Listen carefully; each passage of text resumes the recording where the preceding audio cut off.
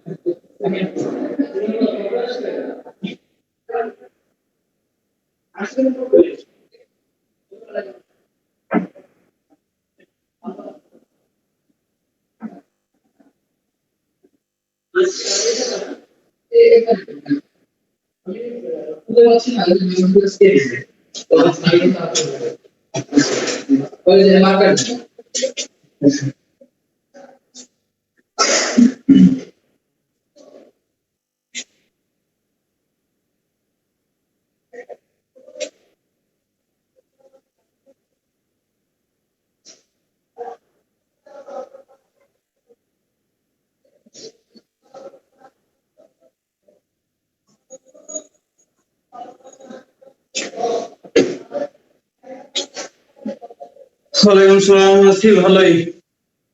সবাইকে ঠিকঠাক আজকে? আচ্ছা, তো আজকে আমরা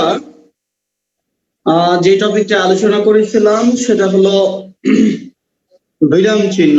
এটা আলোচনা করব, একটু মনোযোগ দিয়ে সবাই শুনবো যাতে এটা নিয়ে কোনো ঝামেলা না হয়, কারণ এটা যেমন তোমাদের স্কুলের টপিকের মধ্যে আছে, একইভাবে এই টপিকটা তোমাদের ক্যাডেটের যে মূল সিলেবাস ওইটার সিলেবাসের মধ্যেও আছে। তো সুতরাং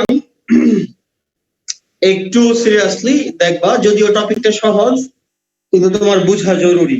আমি চেষ্টা করব যতটা সম্ভব সহজে বোঝানোর জন্য, যদি বুঝতে পারো তাহলেই হবে।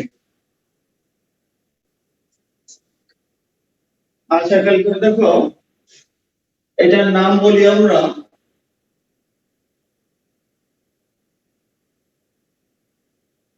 বিরাম, স্যার,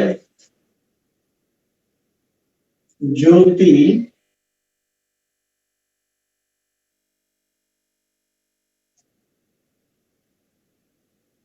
দেখো। আচ্ছা, এই টপিকটার নাম হলো, বেশ কতগুলো নাম আছে, এটাকে আমরা বলতে পারি বিরাম চিহ্ন, জ্যোতি চিহ্ন, স্যার চিহ্ন, বিশ্রাম চিহ্ন, যে কোনো কিছু বলতে পারি। তো মানুষ যেমন একটানা হাঁটতে গেলে তোমার কিছুক্ষণ হাঁটার পরে সে একটা সময় যে হাঁপিয়ে যায়, তার কিছুটা বিশ্রামের প্রয়োজন হয়, একইভাবে তোমার একটা বাক্যকে যখন তুমি প্রতিনিয়ত লিখতে থাকবা, চলতে থাকবে, তারও কিছুটা বিশ্রামের প্রয়োজন হয়। তো ওই বিশ্রামের নিমিত্তে আমরা যে চিহ্নগুলো ব্যবহার করা হয় বা যে চিহ্নগুলো আমরা ব্যবহার করি, এগুলোকে আমরা বলি বিরাম চিহ্ন বা জ্যোতি চিহ্ন বা বিশ্রাম চিহ্ন, যাই বলি না কেন। তো এগুলোর প্রচলন গুলো কোথা থেকে হয়েছে? এগুলোকে একেবারে সৃষ্টির শুরুতে মানুষ যখন থেকে লেখা শুরু করছে তখন থেকে কি আমরা এই যে দাড়ি, কমা, ফুল স্টপ, কোলন ড্যাশ ব্যবহার করি? তো নিশ্চয়ই না, কারণ একটা ভাষা তৈরি হওয়ার তো প্রায় শত শত বছর পরে তার ব্যাকরণ তৈরি হয়, আর ব্যাকরণ তৈরি হওয়ারও আরো অনেক মানে সময় পরে গিয়ে আমাদের এই দাড়ি চিহ্ন, ফুল স্টপ এগুলো তোমার তৈরি হয়। তা আমরা দেখবো যে পৃথিবীর প্রেক্ষাপটে আমরা কারা বা কখন এটা আমরা শুরু হয়েছিল জ্যোতি চিহ্নের ব্যবহারটা, এবং বাংলাদেশের প্রেক্ষাপটে এটা আসলে কখন শুরু হয়েছে, এই জিনিসটা আমরা দেখবো। তো সবাই একটু মনোযোগ দিবে, তাহলেই বুঝতে পারবে। খেয়াল করো,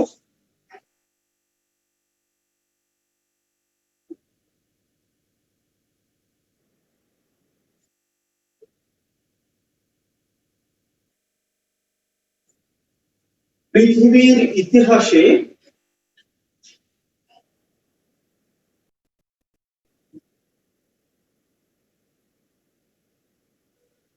সর্বপ্রথম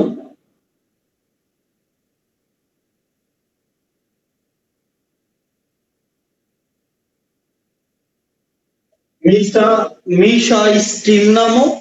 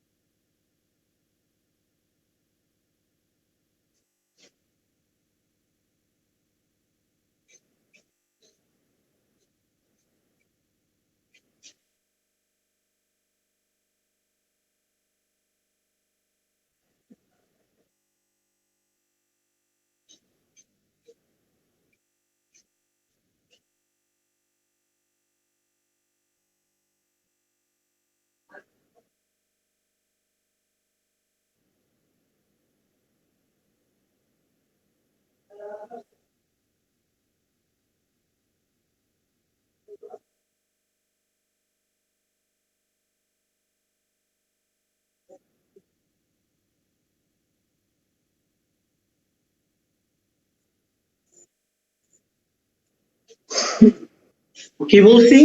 পৃথিবীর ইতিহাসে সর্বপ্রথম মিশা স্টিল নামক একটি পাথর খণ্ডে ডট বা বিন্দু চিহ্নের মাধ্যমে তোমার জ্যোতি চিহ্নের প্রচলন শুরু হয়। তো পরবর্তীতে আমি পাথরটা দেখাইছি, কোন পাথরটার মধ্যে প্রথম ব্যবহার করা হয়েছিল, ওইখানের মধ্যে শুধু এইভাবে একটা এই যে বিন্দু চিহ্নের মাধ্যমে বা এইভাবে একটা ডট চিহ্নের মাধ্যমে এটার ব্যবহারের প্রচলনটা শুরু হয়।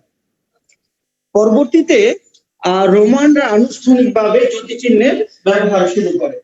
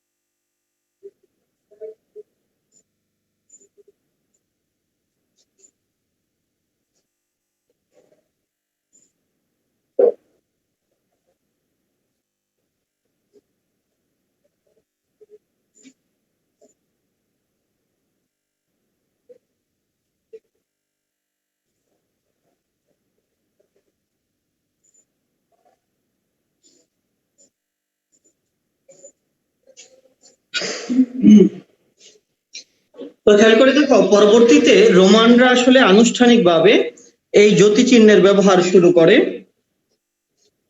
তো আমরা দেখবো এখানের মধ্যে এটা হলো আন্তর্জাতিক প্রেক্ষাপটের কথা চিন্তা করলে। এখন যদি আমরা আমাদের এই দেশীয় প্রেক্ষাপটে বা বাংলাদেশের প্রেক্ষাপটে জ্যোতি চিহ্নের ব্যবহার আলোচনা করি, তাহলে আমরা দেখবো যে আসলে কি পরিবর্তনগুলো এখানে হয়েছে। তো আমরা জানি আমাদের আমাদের বাংলা জ্যোতি চিহ্নের জনক বলা হয় ঈশ্বরচন্দ্র বিদ্যাসাগরকে। তো উনি কিভাবে করছে? উনি এই ঈশ্বরচন্দ্র বিদ্যাসাগর উনি ওনার বেতাল পঞ্চবিংশতি নামক গ্রন্থে 1847 সালে, আমরা মনে রাখবা 1947-এ আমাদের দেশ ভাগ হয়েছে, পাকিস্তান আর মানে তোমার কি হয়েছে, ইন্ডিয়া হয়েছে, ভারত ভাগ হয়েছে। আর এটা হয়েছে 1847 সালে। তা 1847 সালে প্রথম ঈশ্বরচন্দ্র বিদ্যাসাগর তার বেতাল পঞ্চবিংশতি নামক গ্রন্থে সর্বপ্রথম জ্যোতি চিহ্নের ব্যবহার করেন। এই তথ্যটা আমরা লিখবো।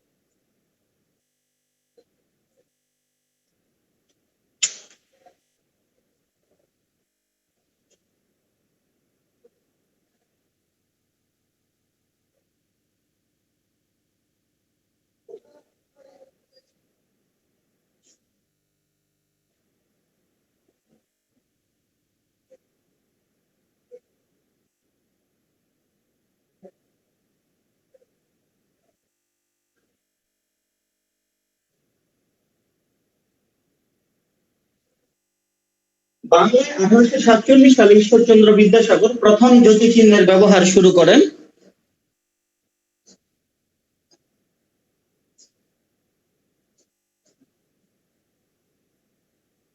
ওনার বেতাল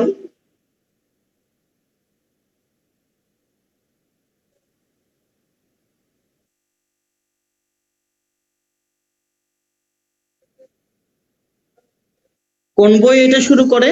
ওনার বেতাল পঞ্চবিংশতি নামক গ্রন্থে।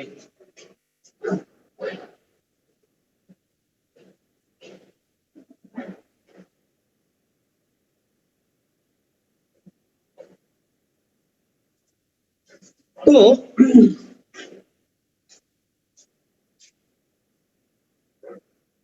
এই জন্য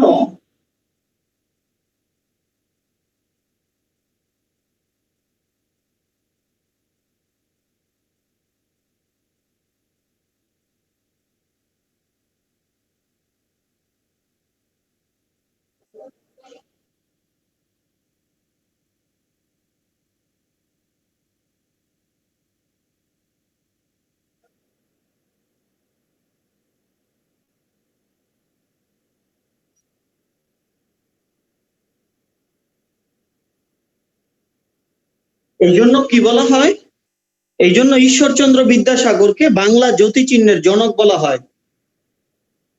এই জন্য ঈশ্বরচন্দ্র বিদ্যাসাগরকে বাংলা জ্যোতিচিহ্নের জনক বলা হয়। আবারও বলছি আমি, বাংলায় 1847 সালে ঈশ্বরচন্দ্র বিদ্যাসাগর প্রথম জ্যোতিচিহ্নের ব্যবহার শুরু করেন ওনার বেতাল পঞ্চবিংশতি নামক গ্রন্থে। এই জন্য ঈশ্বরচন্দ্র বিদ্যাসাগরকে বাংলা জ্যোতিচিহ্নের জনক বলা হয়। তার মানে এই আমাদের 1847-এর আগে কি বাংলা ভাষায় কোনো জ্যোতিচিহ্নের ব্যবহার ছিল না? ওনাকে যেহেতু জ্যোতিচিহ্নের জনক বলা হয়, উনি যেহেতু তোমার এই ব্যবহারটা শুরু করছে 1847, তার মানে কি 1847-এর আগে আমাদের বাংলা জ্যোতিচিহ্নের ব্যবহার ছিল না?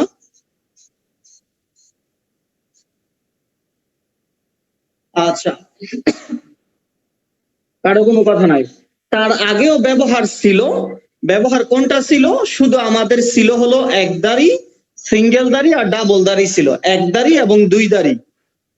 আচ্ছা, আমি এটা এখানে লিখছি।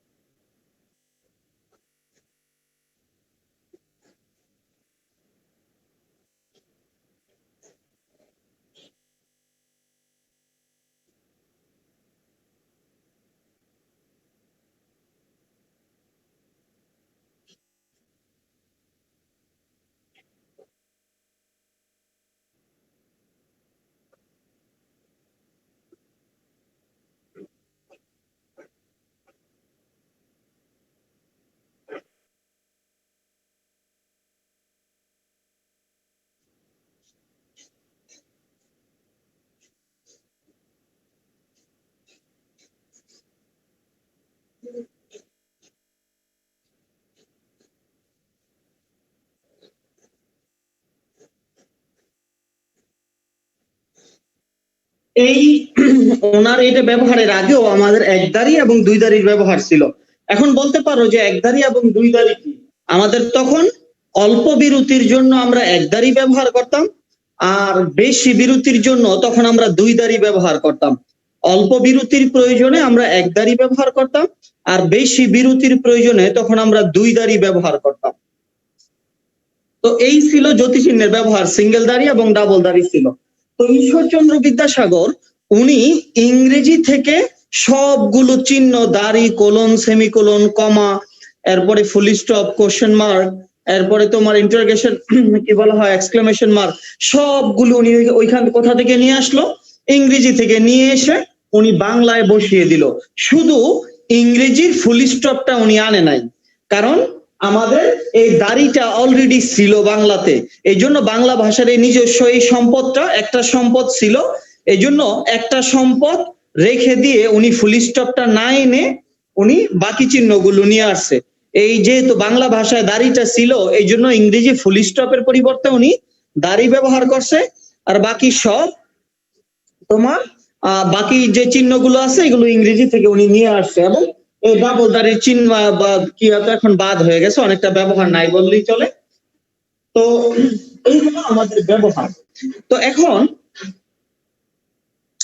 আমরা দেখবো যে আসলে এখন আমাদের মোটামুটি কয়টা চিহ্ন আছে। এই কথাটা আমরা লিখবো না, কারণ এক এক বই এক এক রকম তথ্য দেয়া, বাংলা ইংরেজি।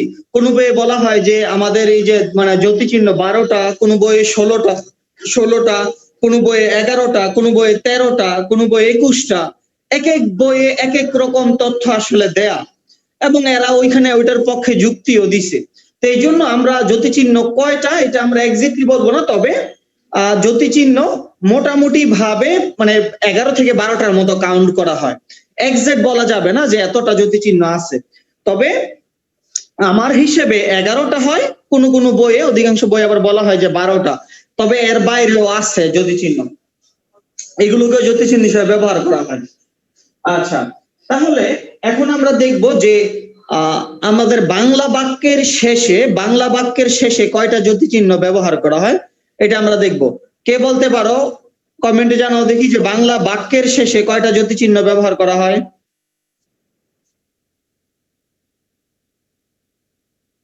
চিন্তা করো, একটা বলে। পোলাপান কি যে অবস্থা, শুধু একজনে সঠিক উত্তর দিছে। আর বাকি একজনেরও হয় নাই। যারা 4টা বলতেছো, আগে 4টা ছিল, অনেক আগে 4টা ছিল, এখন আর 4টা নেই।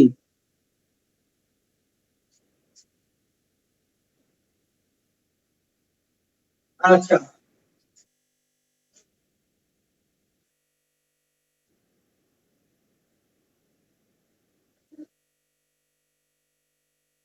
বাংলা বাক্যের শেষে, বাংলা বাক্যের শেষে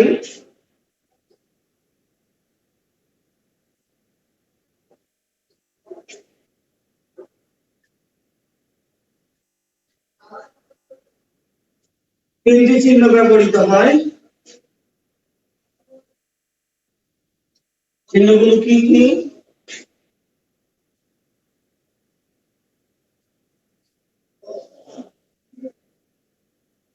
দাড়ি,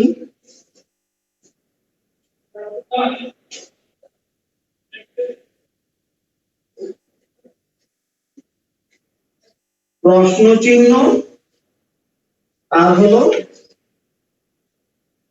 দাড়ি, প্রশ্ন চিহ্ন, আর হলো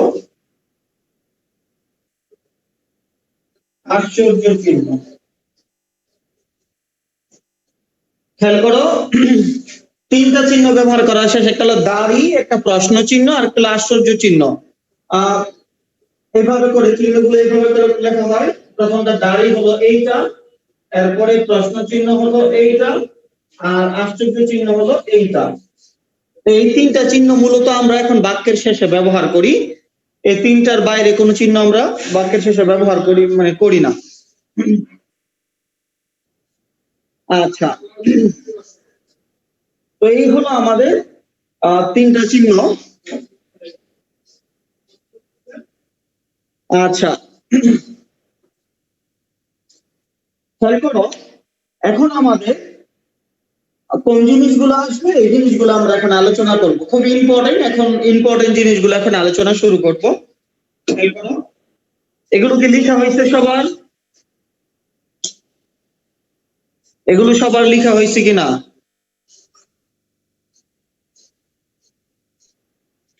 আচ্ছা, ঠিক আছে, তাহলে এখন গল্প শোনো, গল্প বলি।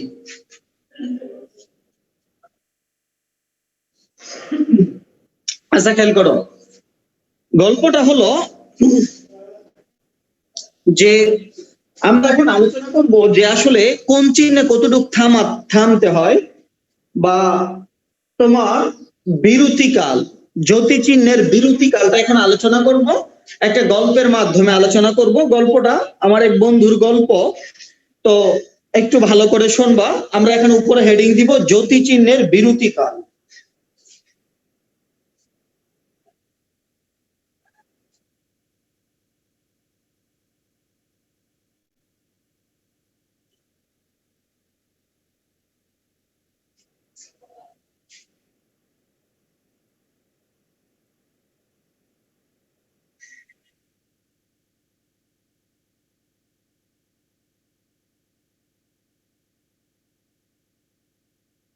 তো জ্যোতি চিহ্নের বিরতিকাল মানে হলো কোন চিহ্নটাতে তোমার কতটুকু থামতে হবে, এটা জরুরি, জানা জরুরি। এটা ইংরেজিতেও পড়তে হয়, বাংলাতেও পড়তে হয়। তো তুমি আমার এই জিনিসটা অ্যাপ্লাই করলে তুমি ইংরেজি বাংলা দুইটাই সলভ করতে পারবা, সমস্যা হবে না। তো জ্যোতি চিহ্নের বিরতিকালটা দেখো কতটুকু থামতে হয়। সেটা হলো, আমার একটা তোমার বন্ধু ছিল, তোমার জিকো নামে, আমার একটা বন্ধু ছিল জিকো নামে। তো আমরা গ্রামে ছিলাম। তো আমার বন্ধুটা ছিল তোমার কোথায়? গ্রামে ছিল। তো বন্ধুর নাম ছিল কি? জিকো। তো এই জিকোর তোমার একটা বদ অভ্যাস ছিল, কোনো কিছু হলেই বলতো এটা তো 1 সেকেন্ডের ব্যাপার, এটা কোনো ব্যাপার না, 1 সেকেন্ডের ব্যাপার। তো সে কিছু হলেই বলতো 1 সেকেন্ডের ব্যাপার। একবার আমাদের বার্ষিক পরীক্ষা আসছে, তো বার্ষিক পরীক্ষার মধ্যে মানে এর পরের দিন বার্ষিক পরীক্ষা, তো আমরা স্কুলে গেছি। তো যাওয়ার পরে সবাই খুব টেনশনে আছে যে পরের দিন কি পড়বে, প্রস্তুতি কেমন, কি পড়ছে কিনা, কেমন দিবে। তো একটু পরে আমাদের আড্ডার মধ্যে তোমার এই জিকো আসলো। তো জিকো আসার পরে আমাদের বন্ধুদের মধ্যে একজন জিজ্ঞেস করলো, কি ব্যাপার, কালকে না পরীক্ষা, তোমার প্রিপারেশনের কি অবস্থা? তো বলে, আর এটা কোনো ব্যাপার না, পড়ি নাই, তবে 1 সেকেন্ডের ব্যাপার, পড়তে আর কতক্ষণ লাগবে। তাহলে যাই বলে না কেন, সে বলে এটা 1 সেকেন্ডের ব্যাপার। তা আমরা সে আমাদের মানে যেহেতু আমরা তারা সবাই 1 সেকেন্ড বলে চেতাইতাম, মানে রাগাইতাম, তো সে একদিন আমাদের বলতেছে যে দোস্ত তোরা তো এইভাবে করে আমার 1 সেকেন্ড বলস, মেয়েদের ছেলেদের সামনে বলস ঠিক আছে, কিন্তু মেয়েদের সামনে বললে তো আর প্রেস্টিজ থাকে না, একবার অবস্থা খারাপ হয়ে যায়, তো তোরা আমার এই কথাটা আর বলিস না। তো বন্ধুদের কাজই তো হলো যে জিনিসটা যত না করবে ওই জিনিসটা কি কম বলে না আরো বেশি বলে? তো বন্ধুদের কাজই হলো যে জিনিসটা যত তুমি না করবা এটা আরো অত বেশি বলবে। তো আমাদের এরাও তেমন ছিল। তো ওই যখন বলছে যে আসলে আমার আর চেতাইস না, আমার আর এগুলো বলিস না, তো পাশে থেকে আরেকজন বলতেছে এই জিকুর দাবিটা 1 সেকেন্ডের মধ্যে মেনে নে।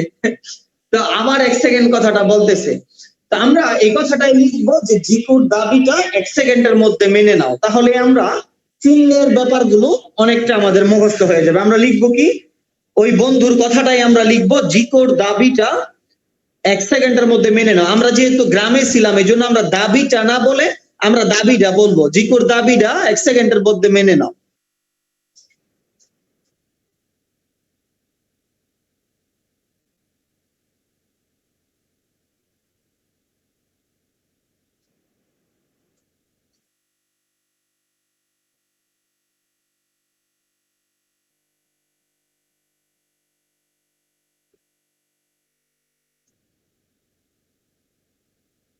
লিখে ফেললাম আমরা বাক্যটা, জিকোর দাবিটা 1 সেকেন্ডের মধ্যে মেনে নাও। এখন কিভাবে হবে, কি হবে চিহ্নের ব্যাপার খেয়াল করো।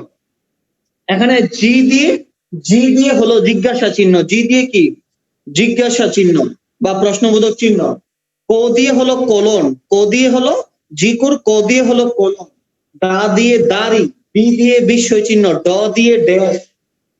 এই যে চিহ্নগুলো, আর এখানে আছে কোলন, এখানে আছে ড্যাশ, এই সবগুলো চিহ্নের মধ্যে কতটুকু থামতে হবে, 1 সেকেন্ড থামতে হবে। তার মানে এইটা দ্বারা যেই সব চিহ্নগুলোর মধ্যে আমাদের 1 সেকেন্ড থামতে হবে তার সবগুলো আমরা এই লাইনটা মনে রাখলেই মনে রাখতে পারবো। আমি লিখে দিচ্ছি খেয়াল করো।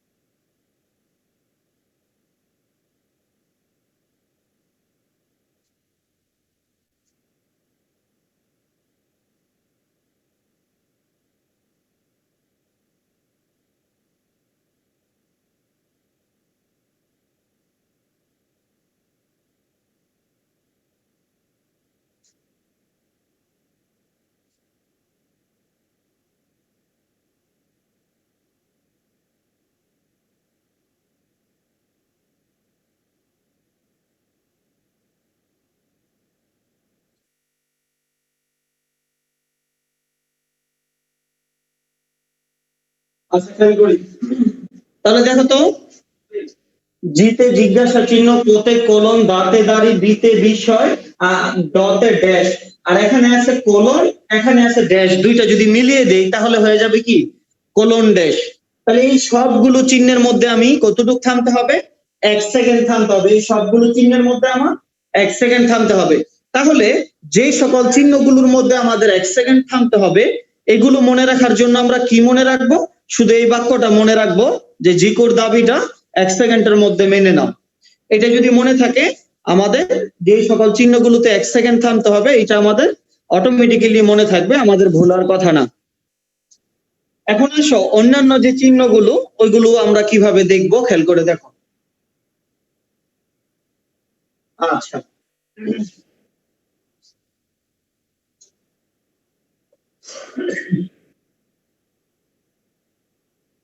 তো এখানের মধ্যে আমরা যে জিনিসটা দেখবো সেটা হলো এই যে চিহ্নগুলো, এই চিহ্নগুলোর মধ্যে সবগুলোতে 1 সেকেন্ড থামতে হবে। 1 সেকেন্ড থামতে হলে আমরা কি দেখবো,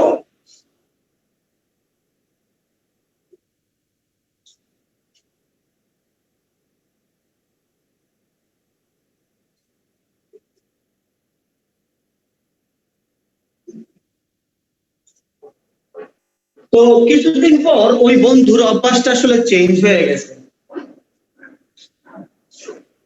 কিছুদিন পর ওই বন্ধুর অভ্যাসটা চেঞ্জ হয়ে গেছে, চেঞ্জ হয়ে যাওয়ার কারণে তো সে যেহেতু দেখে সবাই চেতায় এই জন্য এখন আর 1 সেকেন্ড বলে না, এখন আর 1 সেকেন্ড বলে না। তো এখন বলে কি যে এক বলার মধ্যে কমায়া উদ্ধার করলি। এখন যেহেতু 1 সেকেন্ড না বলে বলে যে এক বলার মধ্যে মানে এক বলতেই শেষ করে দিবি। তো আমরা এই কথাটা এই গল্পটা একটু বড় একটা ছোট ইয়ার জন্য এত বড় গল্প আমরা বলবো না। এটার মধ্যে শুধু আমরা যে জিনিসটা লিখে দিব, তুমি উক লিখবা, উক লেখার পরে এটা এইভাবে করবা।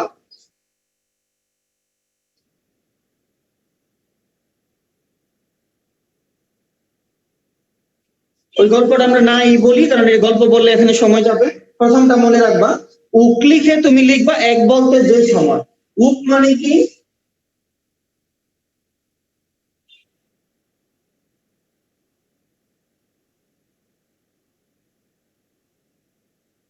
আচ্ছা, এখানে উ দিয়ে হলো উদ্ধরণ চিহ্ন আর ক দিয়ে হলো কমা। এই উদ্ধরণ চিহ্ন এবং কমার মধ্যে এক বলতে যে সময় লাগে অতটুকু আমাদের থামতে হবে। আবার বলছি, এই উদ্ধরণ উক উক দিয়ে কি লিখছি? এক বলতে যে সময়, অর্থাৎ উদ্ধরণ চিহ্ন এবং কমার মধ্যে এক বলতে যতটুকু সময় লাগে অতটুকু সময় আমাদের থামতে হবে। এখন আসো ইম্পর্টেন্ট একটা ইয়াতে, সেটা হলো যে আমি একটা চিহ্ন লিখতেছি, এইটা কি আমাকে বলবা যে এই চিহ্নটার নাম কি? আচ্ছা, এই চিহ্নটার নাম কি বলো তো? যে চিহ্নটা আমি লিখলাম এই চিহ্নটার নাম কি? এটা সবাই জানার কথা। হ্যাঁ, কমা। আচ্ছা, খেয়াল করো। আচ্ছা, কমার মধ্যে তাহলে কতটুকু থামতে হচ্ছে? কমার মধ্যে আমরা থামতেছি কতটুকু? এক বলতে যে সময়। এক বলতে যে সময়, 1 সেকেন্ড না কিন্তু, এক বলতে যে সময়। আর এখন যদি এইটার উপর একটা ফুল স্টপ দিয়ে দেই, কমার উপর একটা ফুল স্টপ দিয়ে দেই, তাহলে এই চিহ্নটার নাম হয়ে গেল কি?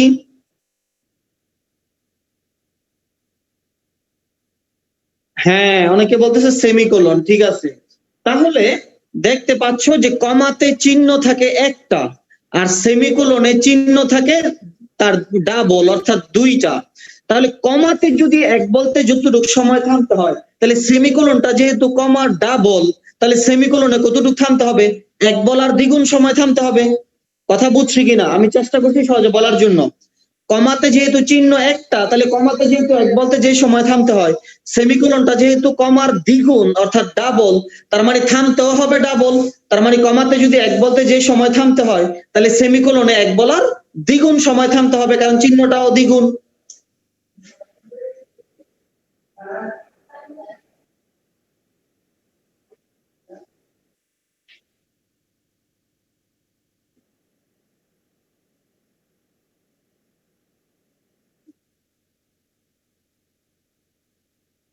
আচ্ছা দেখো, তার মানে সেমিকোলনে এক বলার দ্বিগুণ সময় থামতে হয়।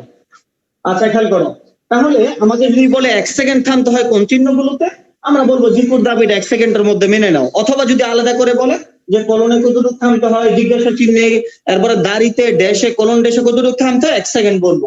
যদি বলে যে মানে এক বলতে যে সময় থামতে হয় কোনগুলোতে, তোমরা বলবো উদ্ধরণ চিহ্ন এবং কমা। উদ্ধরণ চিহ্ন এবং কমার মধ্যে এক বলতে যে সময় এতটুকু থামতে হয়।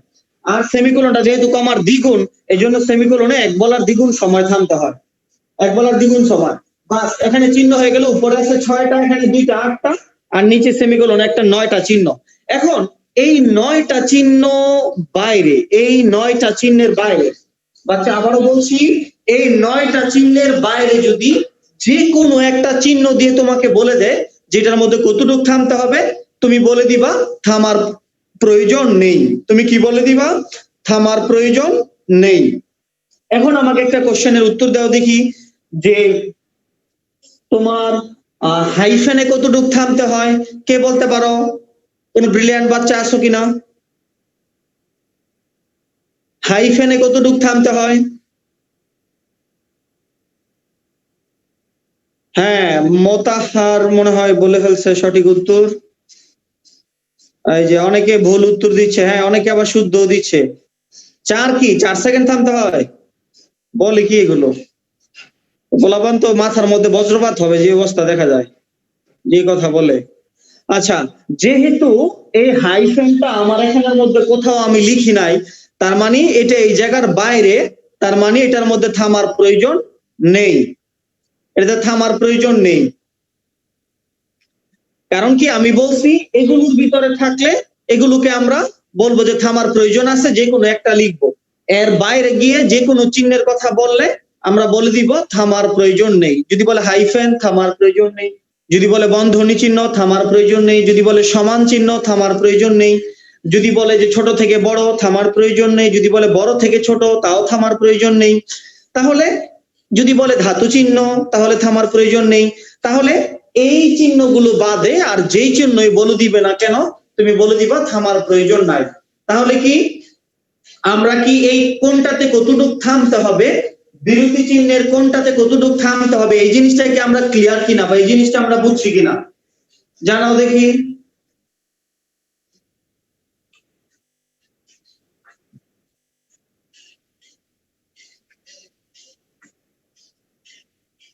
আচ্ছা, তাহলে থামার ব্যাপারটা আমাদের গেল। এরপরে আমরা ব্যবহার আলোচনা শুরু করব। আমাদের এই কয়টা বাজে? 20 বেজে গেছে না? আচ্ছা, আমাদের খেয়াল করো, এই তোমার আজকে এত ক্লাসে ব্রেক টাইম চলে আসছে, তো খেয়াল করবা এই ব্যবহারটা আমরা ইনশাল্লাহ নেক্সট ক্লাসে আলোচনা করব। ব্যবহারগুলো তো মেইন জিনিস, তো কোনটা কখন আমরা ব্যবহার করি, কখন কমা ব্যবহার করি, কখন কোলন সেমিকোলন এগুলো ব্যবহার করি, এই ব্যবহারটা ইনশাল্লাহ আমরা কালকে থেকে দেখানো শুরু করব।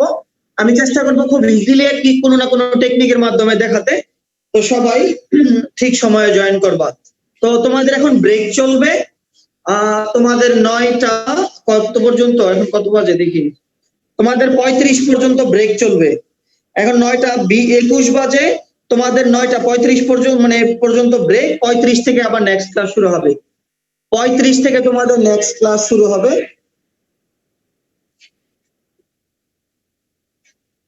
হ্যাঁ, এখন ব্রেক, 35 থেকে আবার ক্লাস শুরু হবে। সবাই 35 থেকে জয়েন করো।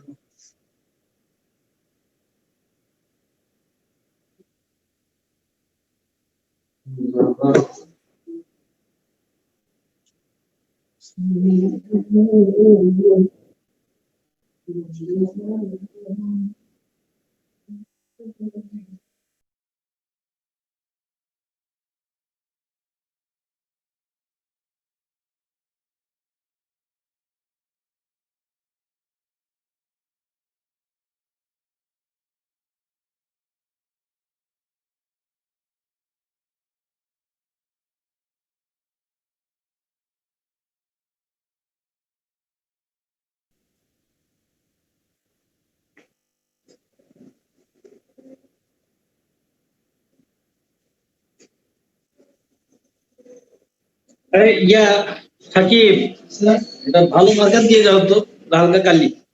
এটা দিলে মনে হয় ওরা দেখে না ঠিকভাবে। আচ্ছা, তুমি একটা মার্কার দিয়ে যাও, ভালো একটা মার্কার, এটা লেখে না। এগুলো কি লেখে না কেন? কালি নাই, সব মার্কার গুলো একই অবস্থা লিখিয়ে। হ্যাঁ, এটা সুন্দর আছে, থ্যাংক ইউ, ভালো লাগে। না, এটা চান্স, এটা আমি স্যার বুঝতে। আচ্ছা, না তুমি তো স্মার্ট সব কাজে। হ্যাঁ হ্যাঁ, ঠিক আছে, তোমার কাজ শেষ। বোর্ডটা দেখা যায় ঠিকভাবে।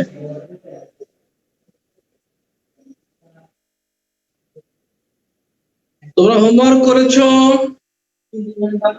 হোমওয়ার্ক করেছো কি?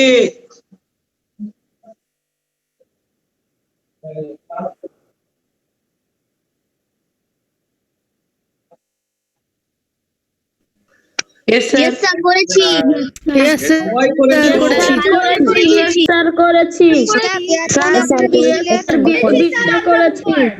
সবাই একসাথে, আমি কথা বলার একটু সুযোগ দিলাম, সবাই একসাথে শুরু করছে। আমি কি বুঝবো তোমাদের কথা, কি বুঝবো? স্যার 20টা জ্ঞানমূলক না ছিল। আচ্ছা স্যার, আমি নিউ স্টুডেন্ট স্যার, আজকে আমি ক্লাস অ্যাটেন্ড করলাম। অনেক ধন্যবাদ। নুবা খাতা দেখিয়েছে, অর্পণ দেখায় নাই। রাফি করেছো না? রাফি করে স্যার, নাই? আমি নিউ স্টুডেন্ট। নিউ স্টুডেন্ট হলে ভিন্ন কথা, চুপ থাকো।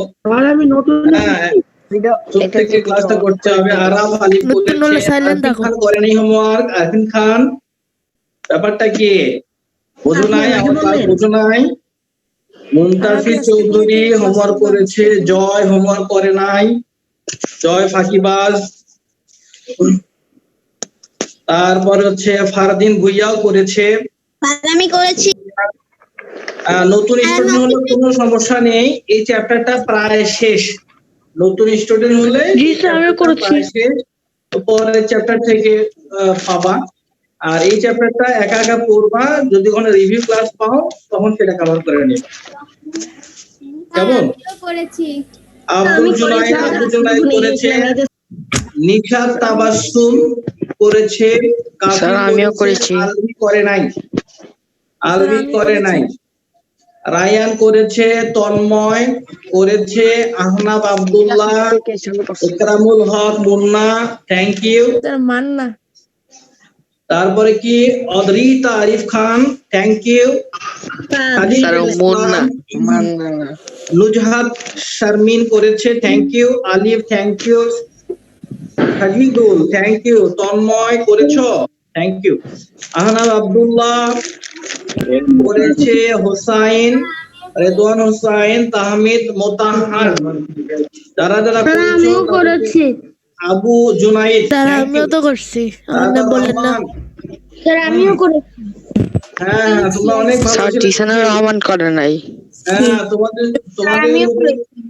তোমাদের মতো স্টুডেন্টের দরকার আসলে আমাদের কোচিং এ। এই যারা হোমওয়ার্ক করে ঠিকভাবে এগিয়ে যাবে। এইভাবে একটা বছর একটু কষ্ট করতে হবে। দিগন্ত ক্যামেরা অফ, হিরো নাম দিয়ে রাখছে হিরো, তিনি লেখাপড়ায় zero, camera off. Hafiz camera sir of, 1 number 0। Sir সবাই হিরো অফ নাম করতে দিয়ে বলে। রেখেছে হিরো, ও লেখাপড়ায় zero. Ayesha camera off. Arish, Sijan, Islam, camera on তো স্যার আমার Krishna, Arish, sir season video on করে নাই। পূর্ণতা, অপূর্ণতা সব, আমার ক্যামেরা অন। নাবিউল, সাবিউল, ইসহাক, রহমান আবিদ, মুনতাহা, দুবাবা, পলাতক, তাহা, দুবাবা। স্যার আমারটা দেখছেন? আচ্ছা, তাহলে পরে ক্যামেরা অন করেছো, যাই হোক আমি তোমাদেরকে শুনতে পাচ্ছি। অনেকের হয়তো মিসিং হতে পারে, কারণ ক্যামেরা অনেকে পরে অন করেছে, যেটা চোখে স্যার আমিও তো মিসিং। আমি তাদের নাম বলেছি। আচ্ছা, তাহলে আমরা আজকের ক্লাস শুরু করছি। আমি তোমাদের গতদিন প্রথম অধ্যায়, যারা নতুন এসছো বিজ্ঞান বইটা বের করো, বিজ্ঞান বইয়ের প্রথম অধ্যায়টা পড়ানো শেষ। তারপরও অল্প কিছু মনে হয় বাকি আছে, আমি বাকি অংশটুকু শেষ করে দিই। স্যার আজকে মনে হয় একটা সৃজনশীল করানোর কথা। হ্যাঁ, সে আমার ক্লাসমেট। করিয়ে দিয়ে বাকি অংশ করিয়ে দিয়ে কোথায় কোথায় প্রবলেম আছে আমি সলভ করে দেবো আজকে। কলম বই বের করো। সিজন আমার ক্লাসমেট। সাউন্ড করো না, সাউন্ড করলে কিন্তু আমি মিউট করে দেব। প্রশ্ন আজকে 2 নাম্বারটা করেন।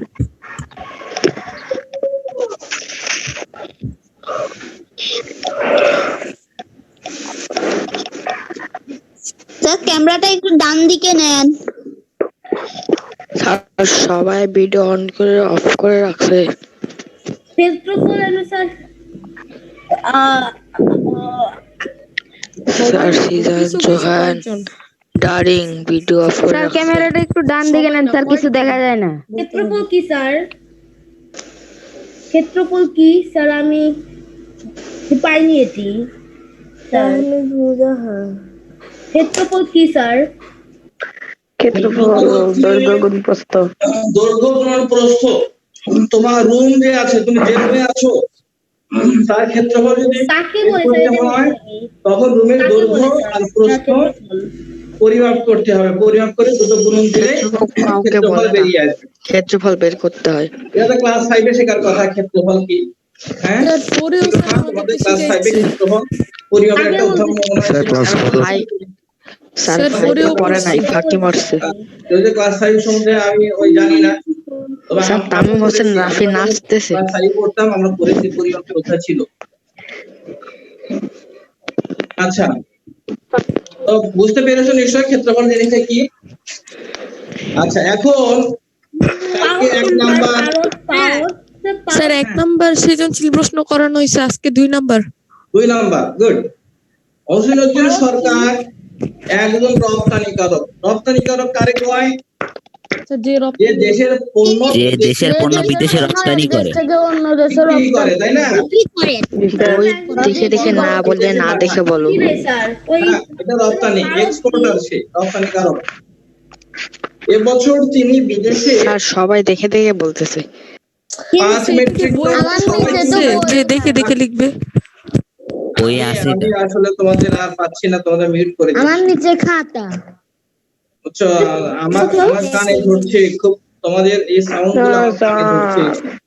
নো নো স্যার করবো না, স্যার করিয়েন না, স্যার করবো না। মিউট না করলে যারা মনোযোগী স্টুডেন্ট তাদের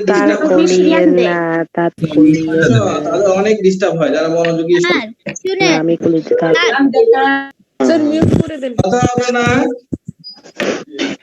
কথা হবে না, টাচটাও কাজ করে না এখানে। স্যার করে দেন স্যার মিউট করে দেন। তাই এখন ক্লাসটি সুন্দর হবে।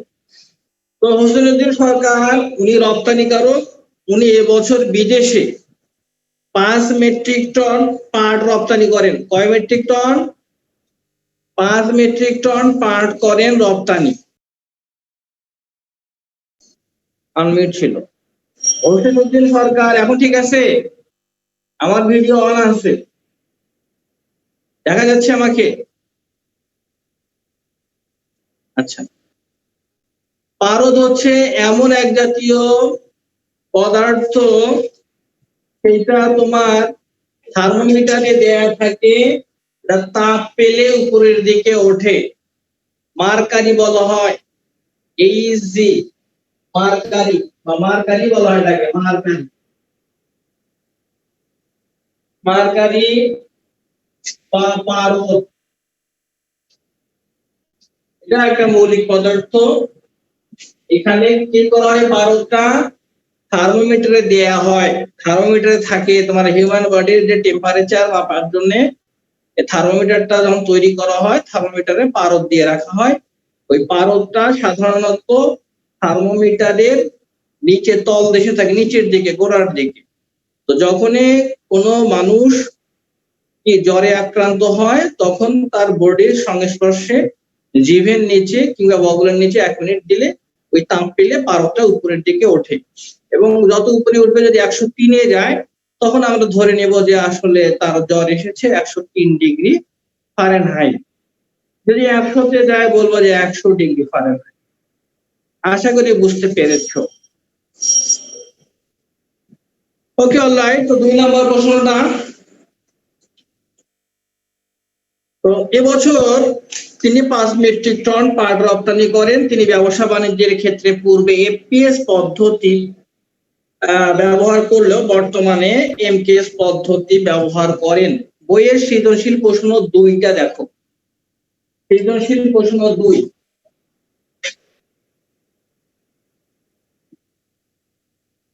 দুই নম্বর সৃজনশীল প্রশ্নটা একটু দেখো।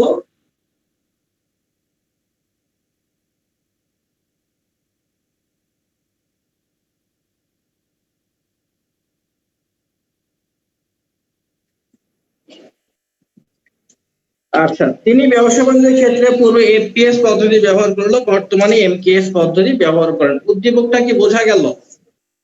এখন যে নতুন আসছে সে কিন্তু এফপিএস এমকেএসটা বুঝবে না আজকের ক্লাস, কিন্তু যারা ক্লাসটা করেছো আমার ফার্স্ট টু লাস্ট, মার্কারি মানে পারদ, এই যে লিখে দিলাম, ইংরেজিতে বলে মার্কারি, বাংলায় বলে পারদ।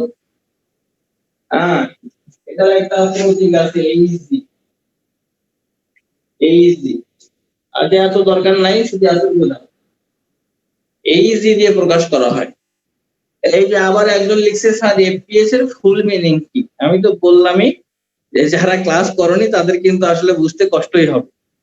এফপিএস এর ফুল মিনিং তো সবাই জানে কি, F for food, P for pound, S for second, food pound second. আর আছে এমকেএস। আবার একজন বলছে পৃষ্ঠা কত, এদেরকে আমি কি করে বোঝাবো বলো তো? একজন প্রথমবার বলেছে পৃষ্ঠা কত, আমি লিখে দিলাম সৃজনশীল প্রশ্ন 2 সমাধান করানো হচ্ছে। আবার সেই একই টেক্সট, পৃষ্ঠা কত, তাহলে এদেরকে কি করে বোঝাবো বলো? তখন তোমরা যারা একটু মানে কষ্ট হয় বুঝতে, তাদের জন্য আমার পরামর্শ হলো তোমরা বাসায় রিডিং করবে। অনেকে নতুন বোঝেনি ব্যাপারটা। এমএসসি ক্যাডেট কোচিং এর একটা পেজ আছে, ওই পেজে লাইক দিয়ে রাখবে। লাইক দিলে হবে কি, সব আপডেট পাবে। যেমন আগামীকাল কি ক্লাস হবে, কয়টার সময় কি ক্লাস হবে, কতটুকু হবে, লেকচার প্ল্যান। ওই লেকচার প্ল্যান অনুযায়ী তোমরা রাত্রেবেলা শুধু রিডিং করবা। তোমাদের মুখস্থ করতে বলি নাই, তোমরা রিডিং করবে। একা একা রিডিং তো করা যায়। আগামীকাল যতটুকু আছে ততটুকু তোমরা রিডিং করবে। হ্যাঁ, ফেসবুকে এমএসসি ক্যাডেট কোচিং এর একটা পেজ আছে।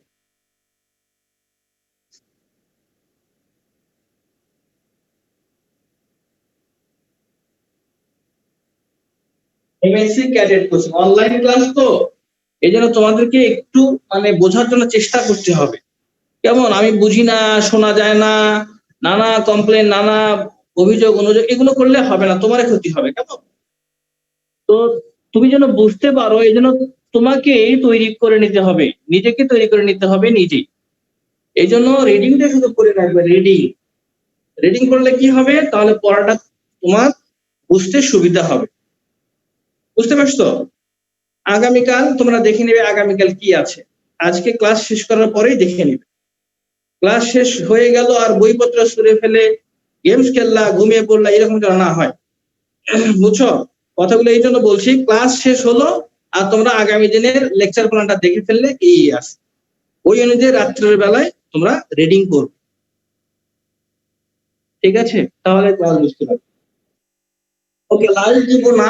আচ্ছা, লাইক না দিলে আর করার কি আছে? লাইক না দিলে তো সমস্যা নাই, আমাদের কোনো সমস্যা নাই। লাইক লাইক দিলে তোমারই সুবিধা, তুমি আপডেট গুলো পাবে, এই পেজের সাথে তুমি অ্যাড হয়ে গেলে এবং সমস্ত আপডেট কি পড়া দেওয়া হচ্ছে, কি ক্লাস হচ্ছে, এগুলো জানতে পারবে। এমনকি অ্যান্সার শিট গুলো পাবে ওখানে। অনেক সময় পরীক্ষা নেওয়া হয়, বিশেষ করে তোমাদের জানুয়ারি মাসের 30 তারিখে। না, আমি অ্যাড দিচ্ছে না, আমি আমার কোচিং এ আমাদের কোচিং এ অ্যাড দিচ্ছি না, অ্যাড সাব দেন সাইফুল স্যার। ঠিক আছে? তো তুমি অ্যাড অ্যাডের কিছু নাই এখানে। এই কোচিং সবাই চেনে। হ্যাঁ, 20 বছর আগের কোচিং। হ্যাঁ, 21 বছরে করেছে, সবাই চেনে। অ্যাড দেওয়ার কিছু নাই। আচ্ছা, তো যদি তোমরা আর কি মানে পড়তে চাও এইভাবে পড়ো, তাহলে সুবিধা হবে। ঠিক আছে, পড়ায় ফিরে আসি। তো এমকেএস এফপিএস এর আলাপ শেষ হয়ে গেল। পদ্ধতি, এককের যে প্রচলিত পদ্ধতি হচ্ছে তিনটা। একটা হচ্ছে এমকেএস, একটা হচ্ছে সিজিএস, একটা হচ্ছে এফপিএস। ঠিক আছে, আমরা দেখলাম এমকেএস, সিজিএস, এফপিএস। তো এখানে হোসেনুদ্দিন সরকার সাহেব উনি উনি কি করেছেন, উনি 5 মেট্রিক টন পাট রপ্তানি করেন। তিনি ব্যবসা বাণিজ্যের ক্ষেত্রে পূর্বে এফপিএস পদ্ধতি ব্যবহার করতেন। এই পদ্ধতিটা উনি আগে ব্যবহার করতেন। বর্তমানে এমপিএস পদ্ধতি ব্যবহার করেন, এটা উদ্দীপক। ক নম্বর হচ্ছে ক্যান্ডেলা কি, সবাই এটা তোমরা জানো। ক্যান্ডেলা হচ্ছে আলোক ঔজ্জ্বল্যের একক। ঠিক আছে, ক্যান্ডেলা হলো আলোক ঔজ্জ্বল্যের একক। যৌগিক একক ব্যাখ্যা করো। এটা কেমনে ব্যাখ্যা করবো যৌগিক এককটা? আগে যৌগিক এককের সংজ্ঞাটা দিও। আমি লিখে দিয়েছিলাম, তারপর বলছি আমি যে একক কে স্বাধীন, স্বয়ংসম্পূর্ণ, নিরপেক্ষ নয়, যা দুই বা ততোধিক মৌলিক এককের সমন্বয়ে গঠিত, তাকে যৌগিক একক বলে। অ্যাটলিস্ট এতটুকু দিবা, যে একক দুই বা ততোধিক মৌলিক এককের সমন্বয়ে গঠিত, তাকে যৌগিক একক বলে। বইয়ের ভেতরে দেয়া আছে, এতটুকু দেয়া আছে। তা আমি একটু গুছিয়ে লিখে দিয়েছিলাম যে একক স্বাধীন, স্বয়ংসম্পূর্ণ, নিরপেক্ষ নয়, যা দুই বা ততোধিক মৌলিক এককের উপর নির্ভর করে, তাকে যৌগিক একক বলে। স্যার, খ নাম্বারটা লিখে দেন। আচ্ছা, লিখে দেন, সব লিখে দেন স্যার, লিখে দেন।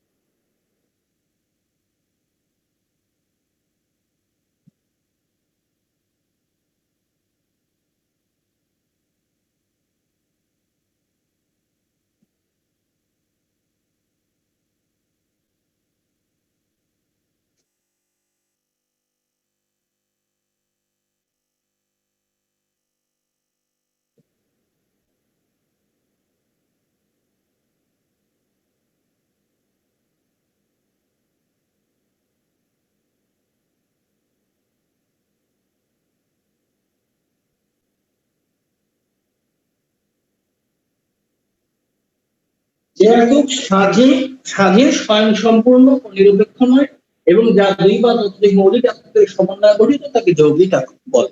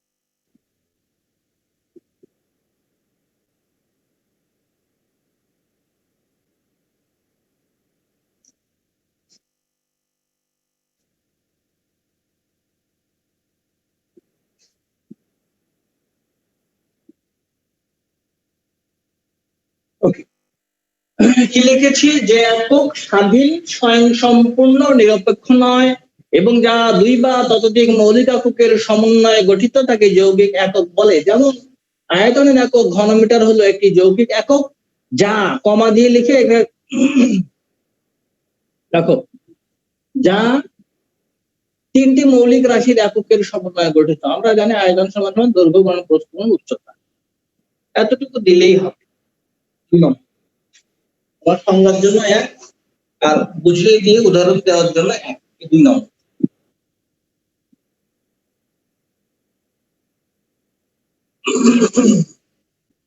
এই জন্য হচ্ছে এই চ্যাপ্টারটা পুরো পড়ে এখান থেকে 40টি জ্ঞানমূলক প্রশ্ন লিখে বাবা মাকে দেখাবে, তারপর আমাকেও দেখাবে, ক্যামেরা অফ করে থাকবে না।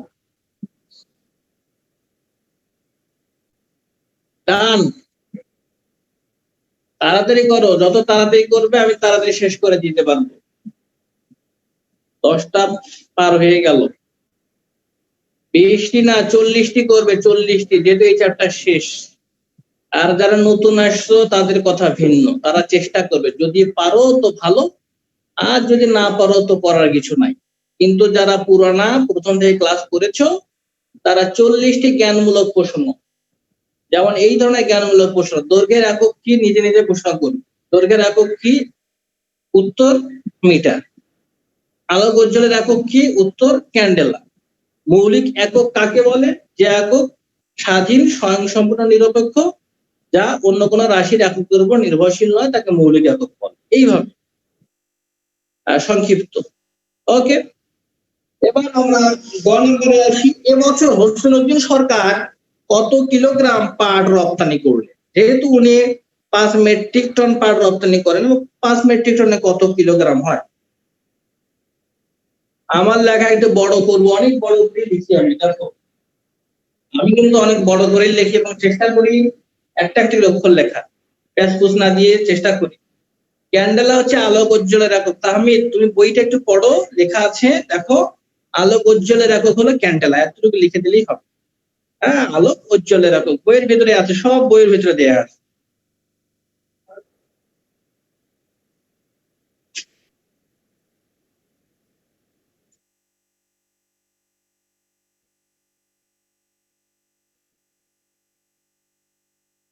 নাম্বার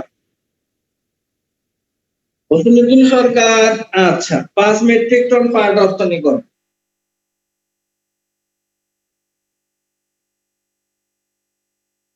হোসেনুদ্দিন সরকার উদ্দিন সরকার নাকি হোসেন উদ্দিন সরকার?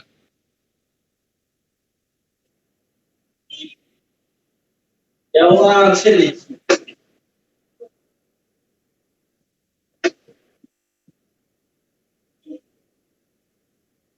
দেওয়া আছে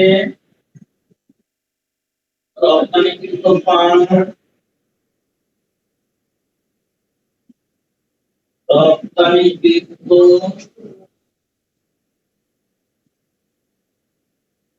পাট সমান 5 মেট্রিক টন।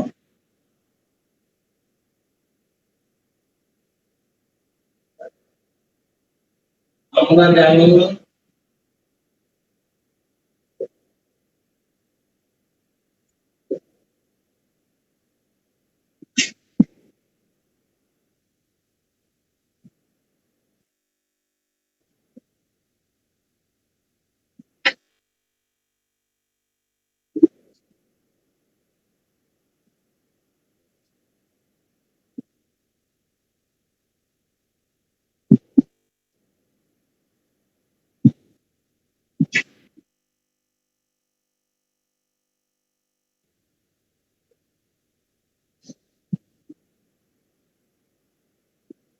সুতরাং এই বছর হোসেনুদ্দিন সরকার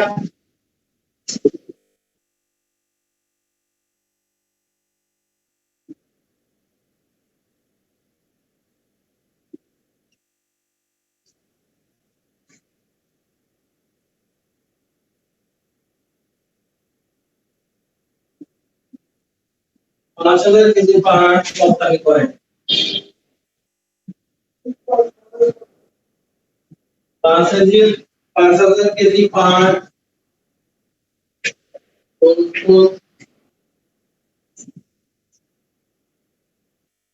সরকার 5,000 কেজি পাট রপ্তানি করে।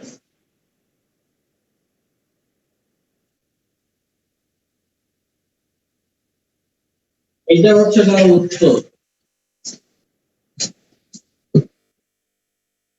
বুঝতে পারছেন আপনারা? বুঝতে পারছেন? খুব সোজা জিনিস। ফিজিক্সে দেওয়া আছে রপ্তানিকৃত পাট 5 মেট্রিক টন। আমরা জানি 1 মেট্রিক টন সমান 1000 কেজি, অতএব 5 মেট্রিক টন 5000 কেজি। সুতরাং হোসেনুদ্দিন সরকার 5000 কেজি পাট রপ্তানি করে। কয় হাজার কেজি? 5000 কেজি। সাংঘাতিক ব্যাপার। ঘ নাম্বার, এটা তোলা শেষ মনে হয়। এসব আবল তাবল, এটা আগে করো। ম্যাথ ক্লাস হবে কিনা এটা আমাকে জিজ্ঞেস করার কি আছে? হ্যাঁ, ওরা লেখার নাম নাই, শুধু এলোমেলো।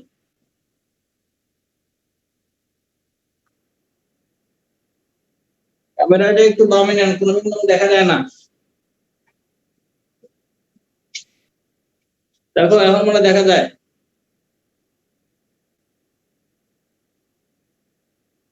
দেখা যায় নিশ্চয় এখন।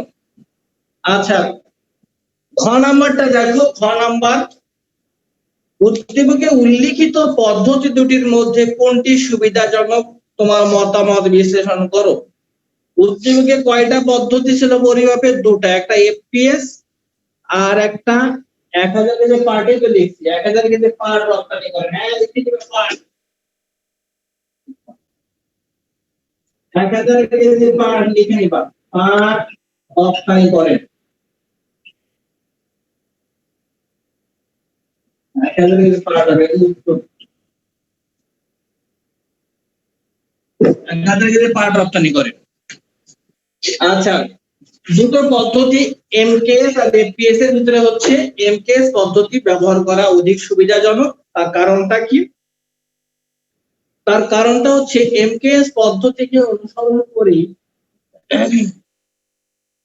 পরিমাপের আন্তর্জাতিক পদ্ধতি এসআই একক চালু হয় এবং পরিমাপের যে মৌলিক একক 7টি এমকেএস পদ্ধতির এককের সাথে মিলে যায় এবং এসআই পরিমাপের আন্তর্জাতিক পদ্ধতিটি যেহেতু সারা বিশ্বব্যাপী গৃহীত এবং এফপিএস পদ্ধতিটি কিছু নির্দিষ্ট দেশে প্রচলিত আছে, সুতরাং ব্যবসা বাণিজ্যের ক্ষেত্রে আর কত জোরে বলবো, সুতরাং ব্যবসা বাণিজ্যের ক্ষেত্রে দেখা যায় যে এমকেএস পদ্ধতিটি বেশি সুবিধাজনক, যেহেতু এমকেএস পদ্ধতিটি সারা বিশ্বব্যাপী একটা প্রচলিত একটা পদ্ধতি এবং এসআই ইউনিট যে এককের আন্তর্জাতিক পদ্ধতি, এটা এমকেএস পদ্ধতিকে অনুসরণ করেই করা হয়েছে।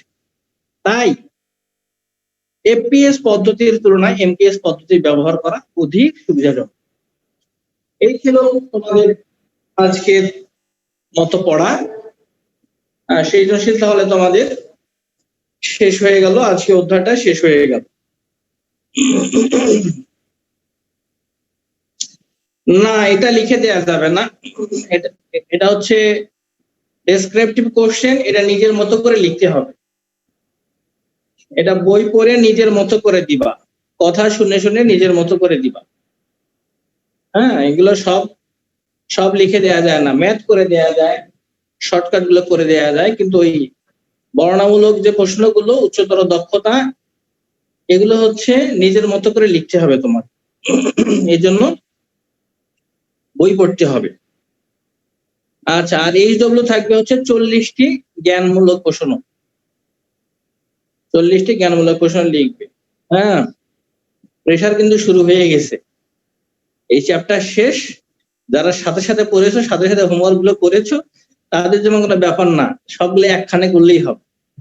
কেননা তোমার যদি 4 দিনে যদি 10টা করে আমি যদি দিয়েছি, তো তোমার তো 40টা করা হয়ে গেছে, 40টাতে বেশি হয়ে গেছে। তো যারা ক্লাস করেছে, হোমওয়ার্ক করেছে, তাদের জন্য কোনো টেনশন না, এটা কোনো চাপ না। তারা যদি একসাথে করবে, যে 40-50টা করেছে তারা একসাথে করবে, আর যারা ফাঁকি দিয়েছে তারা করতে পারবে না। বুঝে আসছে মনে হয়? আর কি সমস্যা এই চ্যাপ্টারে বলো দেখি? আমাদের কিন্তু সময় শেষ। 40টা পারবো না, আমি নতুন। 40টা পারবো না, আমি নতুন। আমি নতুনের সমাধান দিয়ে দিয়েছি, চেষ্টা করবে। হ্যাঁ, যদি না পারো করার কি আছে, চেষ্টা করো। ঘ নাম্বারটা তোমরা করবা, বড়দের সহায়তা নিবে, আমি তো মুখে বলে দিলাম ঘ নাম্বারটা। হ্যাঁ, প্রয়োজনে তোমরা বড়দের সহায়তা নেবে, বাসায় যারা বড় আছে, হ্যাঁ, তাদের হেল্প নেবে। বুঝে আসছে?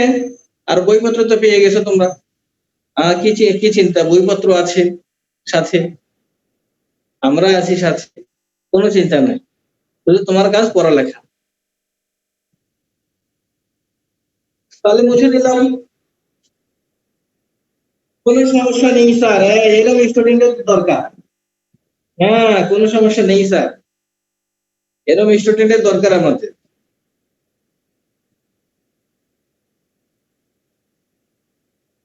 তাহলে তোমাদের আজকের মতো ক্লাস। আসসালামু আলাইকুম। স্যার আসসালামু আলাইকুম। আসসালামু আলাইকুম। আসসালামু আলাইকুম। এসডব্লিউ কি? একটা কথা বলি, আসসালামু আলাইকুম। স্যার আসসালামু আলাইকুম। জানি না কেমনে বন্ধ করে রাখ। আসসালামু আলাইকুম। স্যার, হ্যাঁ স্যার, স্যার আমরা তো 20টা, আমি তো 20টা জ্ঞানমূলক কোশ্চেন লিখেছি, তাহলে আর 10টা লিখলেই হবে? তুমি তো অ্যাডভান্স, তুমি 50% অ্যাডভান্স, স্যার তাহলে 100% অ্যাডভান্স হও, তাহলে আরো 20টা লেখো। আর 20টা লিখলে হবে? এমডি সাদা মান উল ইসলাম, এগুলা কি দিচ্ছ তুমি ব্যাকগ্রাউন্ডে? আসসালামু আলাইকুম। ওকে স্যার, আসসালামু আলাইকুম। স্যার আসসালামু আলাইকুম। স্যার এসডব্লিউ কি? জ্ঞানমূলক প্রশ্ন। স্যার আসসালামু আলাইকুম। আসসালামু আলাইকুম। উত্তর লিখে বাবা মাকে দেখাবে। মান্না স্যার সাইন নিব? হ্যাঁ ফারাবি, কি হয়েছে? 3 ধরে ক্লাস করো। সাইন নিতে হবে বাবা মার। অবশ্যই আমাদের ফাঁকি দাও, খাতাগুলো আমাকে দেখাবে। আচ্ছা তামিম হোসেন রাফি, তোমার এমবি দিছো কেন? উত্তর লিখে বাবা মাকে দেখাবে। রোলের আগে এমবি দিছো কেন? এটা হচ্ছে এমবি বেচ, বুঝছো? বাংলা ভার্সন, এর জন্য এমবি দিছি। আচ্ছা তুমি কাকে মাইর দেখাইলা? আমি মাইক দেখাই না, আমি বলছি ও সঠিক বলছে। Alright, thank you. চল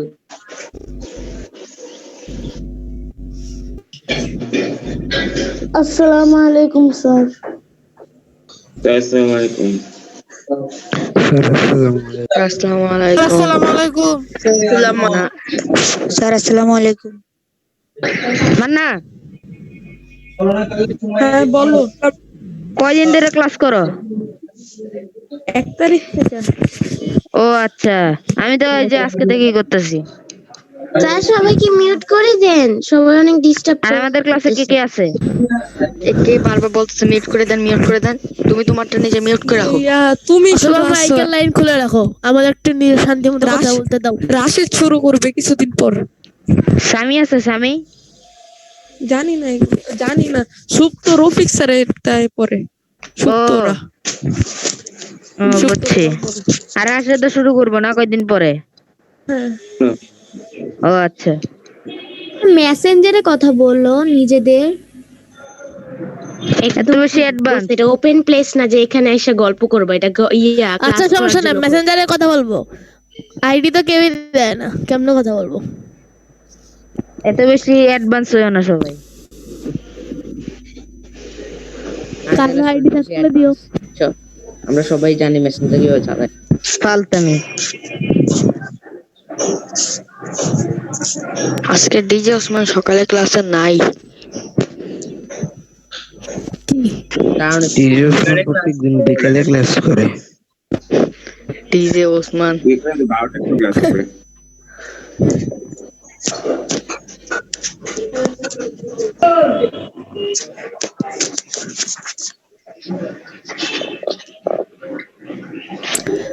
ক্লাস শুরু করলাম 90 জন, যে এখন আছে 78 জন।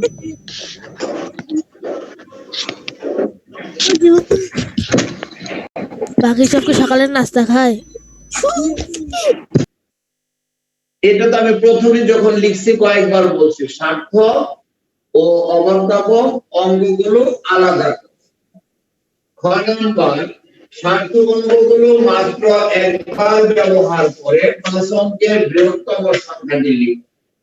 গ নম্বর, গঠিত বৃহত্তম সংখ্যাটি 4 ও 5 দ্বারা বিভাজ্য কিনা তা যাচাই করো। এটা কোনো বইয়ে না, আমি এটা নিজে সিদ্ধান্ত আর উত্তরটা লেখার সময় একটু বড় করে লিখবেন, যখন নেটে প্রবলেম দেয় তখন ওই ছোটগুলা দেখাই যায় না, বড়গুলো তুমি সামান্য আমার একটু কথা শুনে লিখবা, আমি স্পষ্ট করে কথা বলি, আমার কথা শুনে লিখবা। অনেকে কিন্তু কথা শুনে লিখে। কয় নাম্বার, অবর্তাপক অঙ্কগুলো আলাদা কর। আমি যখন লিখি অনেক শব্দ করে উচ্চারণ করে করে লিখি। সার্থক অঙ্কগুলো মাত্র একবার ব্যবহার করে 5 অঙ্কের বৃহত্তম সংখ্যা লিখো। গঠিত বৃহত্তম সংখ্যাটি 4 সমাধানে যান। তা যাচাই করো। আমি লেখার সময় অত্যন্ত স্পষ্ট করে লিখি, শব্দ করে করে লিখে, যাতে তোমরা কথা শুনে লিখতে পারো। এখন ক্লিয়ার প্রশ্নটা? জি স্যার। বলতেছি প্রশ্ন তোলা শেষ। 7, 4, 5, 9 অঙ্কগুলো লক্ষ্য করো। ক নাম্বার, সার্থক ও অপর্যাপ্ত অঙ্কগুলো আলাদা করো। 6 নাম্বার, সার্থক অঙ্কগুলো মাত্র একবার ব্যবহার করে 5 অঙ্কের বৃহত্তম সংখ্যাটি লিখো। গ নাম্বার, গঠিত বৃহত্তম সংখ্যাটি 4 ও 5 দ্বারা বিভাজ্য কিনা তা যাচাই কর। আমরা ক নাম্বার শুরু করলাম। প্রদত্ত অঙ্কগুলো 8, 0, 7, 4, 5, 9। সার্থক ও অভাব জ্ঞাপক সংখ্যাগুলো আলাদা করতে হবে। তোমাদের নিয়ে পারা যায় না, তোমরা একেবারে বোকা। আরে স্যার তো করাইতেছে, তোমরা তো কথা বলো। তোমাদের কোনো প্রশ্ন করা লাগবে না, আমি পড়াইলে কারো প্রশ্ন করার মতো সুযোগ রেখে আমি পড়াই না। তোমাদের বারবার বলতেছি, তোমরা এত বোকা আমি ভাবতেও পারতেছি না। প্রদত্ত অঙ্কগুলো লিখলাম আমি। প্রদত্ত অঙ্কগুলো কি কি? 8, 0, 7, 4, 5, 9। প্রদত্ত অঙ্কগুলো 8, 0, 7, 4, 5, 9।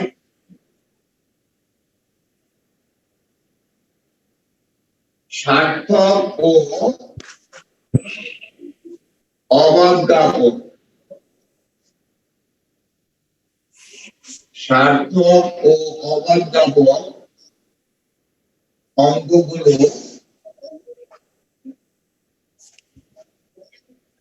আলাদা করতে হবে।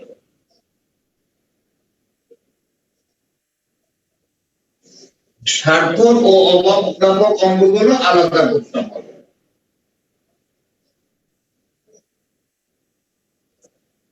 এখানে সার্থক অঙ্কগুলো হলো 8, 7, 4, 5 ও 9। স্যার একটা কথা জিজ্ঞাসা করতে পারি? এখন না, আমি যখন জিজ্ঞাসা করবো তোমাদের তখন। আর অভাব জ্ঞাপক অঙ্ক হলো 0। আমি যখন প্রশ্ন করব, বুঝতে পারো প্রবলেম আছে কিনা, তখন বলবো।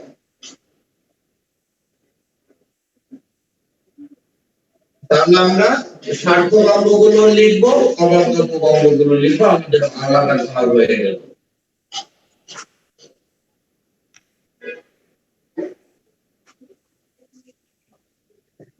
সার্থক অঙ্কগুলো 8, 7, 4, 5 ও 9 এবং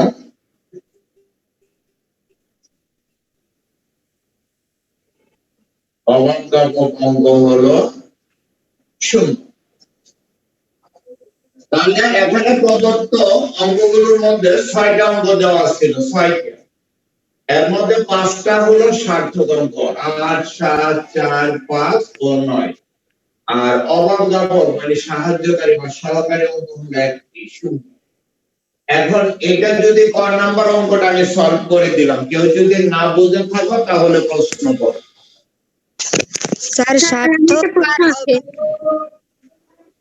স্যার সার্থক আর অভাব জ্ঞাপকের মধ্যে পার্থক্যটা কি? কবে থেকে ক্লাস করো তুমি? স্যার এই যে 2-3 দিন আগে থেকে। আচ্ছা, ভালো, ধন্যবাদ তোমাকে। তুমি যদি ক্লাস 4-5 এ ভালো করে পড়তা, ভালো টিচারের সান্নিধ্যে থাকতা, তাহলে এই প্রশ্নটা আজকে 6 এসে তোমার করতে হইতো। আমরা জানি পৃথিবীতে মোট 10টি অঙ্ক আছে, 0 আর 1 থেকে 9 পর্যন্ত। এই জিনিসটা তোমাকে যদি কেউ যেটা পরে শিখাই দিত, তাহলে আজকে 5 পাস করে আইসা 6 এ এই প্রশ্নটা তোমার করা লাগতো। এখানে তোমার দুর্বলতা আছে, টিচারদের দুর্বলতা আছে। এই পৃথিবীতে মোট অঙ্ক কয়টি? মোট 10টি।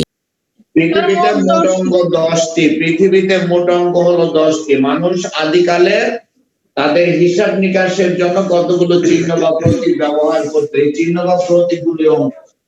এর মধ্যে 1 থেকে 9, এই 9টা হলো সার্থক অঙ্ক। 1 থেকে 9 কি? এই 9টা সার্থক অঙ্ক। আর শূন্যটা হলো সহকারী বা সাহায্যকারী বা অবজ্ঞাপক অঙ্ক বলে। এখন বুঝছো তুমি? জি স্যার। এই জিনিসটা কিন্তু প্রাইমারি লেভেলের শেখার জিনিস। যে পৃথিবীতে বা তোমার বইয়ে মোট 10টি অঙ্ক আছে, 0 আর 1 থেকে 9। 1 থেকে 9, 9টা সার্থক অঙ্ক। এই 9টার ভিতরে কিছু প্রাপ্তি আছে, বুঝতে পারছো? তোমাকে যদি আমি 3টা থাপ্পড় দেই তাহলে কিছু পাইলা। ওকে যদি 3টা থাপ্পড় দেই কিছু পাইলো, তাই না? একটা প্রাপ্তি আছে। আর যদি বলি তোমাকে 0টা থাপ্পড় দিব তাহলে কি পাবে কিছু? শূন্যর কোনো ভ্যালু নেই। এটা শুধুই মাঝে মাঝে এটা ব্যবহার করা হয় কি কোন ক্ষেত্রে? একক, দশক, শতক ইত্যাদি স্থানে শূন্যতা পূরণ করার জন্য ব্যবহার করা হয়। ক্লিয়ার এখন সবাই? এরপরে দেখো কারো কোনো প্রশ্ন থাকলে বলো, আমি যখন জিজ্ঞাসা করবো তখন প্রশ্ন করবো। এখন দেখো প্রশ্ন থাকলে বলো। হ্যালো,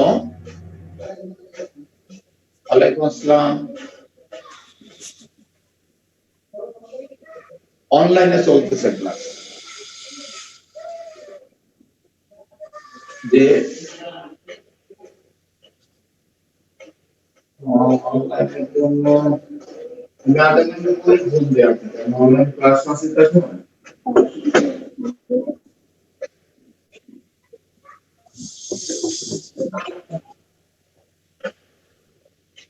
এরপর আমরা 6 নাম্বার করব।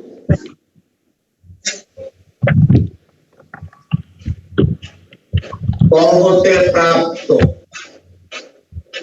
কতে আমরা কি পাইছি?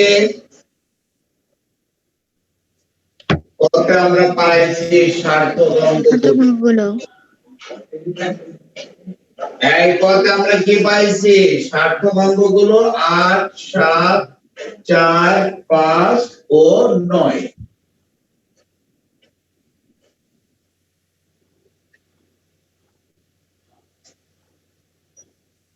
সার্থক অঙ্কগুলোর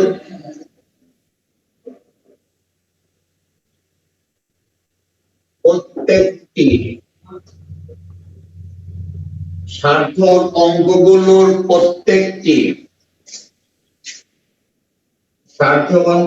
প্রত্যেকটি মাত্র একবার ব্যবহার করে সার্থক অঙ্কগুলোর প্রত্যেকটি মাত্র একবার ব্যবহার করে 5 অঙ্কের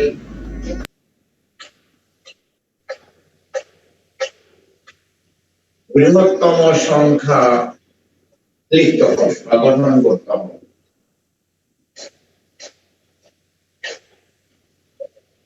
সার্থক অঙ্কগুলোর প্রত্যেকটি মাত্র একবার ব্যবহার করে 5 অঙ্কের বৃহত্তম সংখ্যা গঠন করতে হবে। আমি প্রশ্নটা লিখলাম, কি করতে হবে সেটা লিখে নিলাম। সার্থক অঙ্কগুলোর প্রত্যেকটি মাত্র একবার ব্যবহার করে, সার্থক অঙ্কগুলোর প্রত্যেকটি মাত্র একবার ব্যবহার করে 5 অঙ্কের বৃহত্তম সংখ্যা গঠন করতে হবে। সার্থক অঙ্কগুলোর প্রত্যেকটি মাত্র একবার ব্যবহার করে 5 অঙ্কের বৃহত্তম সংখ্যা গঠন করতে হবে।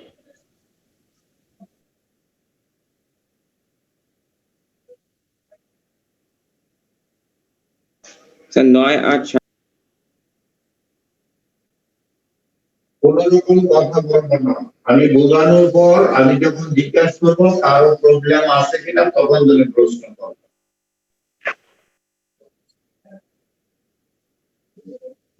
আমরা ক হতে সার্থক অঙ্কগুলো আলাদা করে পাইছি 8, 7, 4, 5, 9। আমাদের এখানে বলছে সার্থক অঙ্কগুলো প্রত্যেকটা মাত্র একবার ব্যবহার করে 5 অঙ্কের বৃহত্তম সংখ্যা গঠন করতে। জানা আছে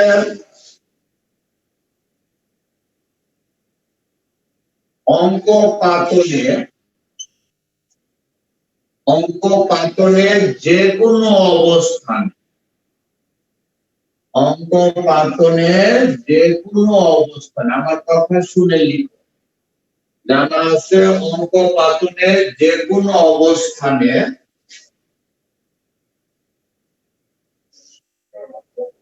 বৃহত্তর অঙ্কের স্থানীয় মান, বৃহত্তর অঙ্কের স্থানীয় মান ক্ষুদ্রতর অঙ্কের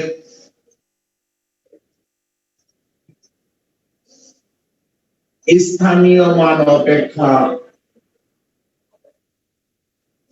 বড় হবে। এটা আমরা আগেও শিখছি, আগেও লিখছি, এটা ক্লাস 5-এও করছে। একই অঙ্ক একবারে বেশি ব্যবহার না করে বৃহত্তম সংখ্যা, ক্ষুদ্রতম সংখ্যা গঠন, এগুলি তোমরা ক্লাস 5-এও করে আসছো। জানা আছে অঙ্ক পাতনের স্যার ছিল স্থানীয় মান ক্ষুদ্রতর অঙ্কের স্থানীয় মান অপেক্ষা বড় হবে।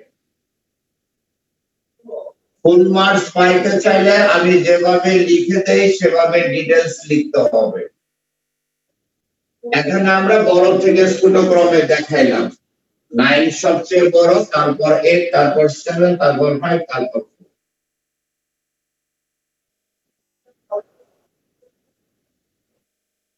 সুতরাং হ্যাঁ বলো। সুতরাং বড় থেকে ছোট ক্রমে, সুতরাং বড় থেকে ছোট ক্রমে অঙ্ক পাতন করলেই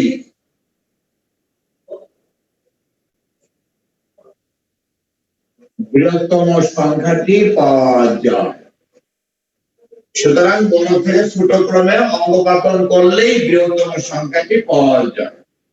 আমরা যখন অনুশীলনের অঙ্কগুলো করছি তখন এটা আমরা শিখছি, আর এছাড়া 5-এই তোমাদের এটা শেখার কথা।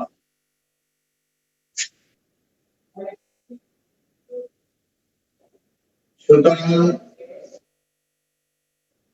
নির্ণেয় বৃহত্তম সংখ্যা 9, পরে 8, পরে 7, পরে 5, পরে 4। তাহলে আমরা পাইয়া গেলাম, এটি উত্তর লিখব। 5 অঙ্কের বৃহত্তম সংখ্যা পাইলাম কোন সংখ্যায় একবারে বেশি ব্যবহার না করে। প্রত্যেকটা অঙ্ক মাত্র একবার ব্যবহার করে আমরা 5 অঙ্কের বৃহত্তম সংখ্যা বের করব। এখন কারো যদি কোথাও প্রবলেম থাকে বলো। আছে কোথাও প্রবলেম? দেখো তো কোথাও প্রবলেম আছে?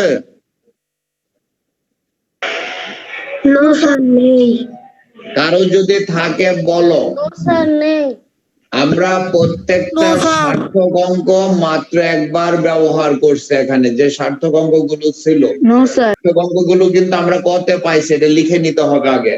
ক হতে প্রাপ্ত সার্থক অঙ্কগুলো 8, 7, 6, 5 ও 9।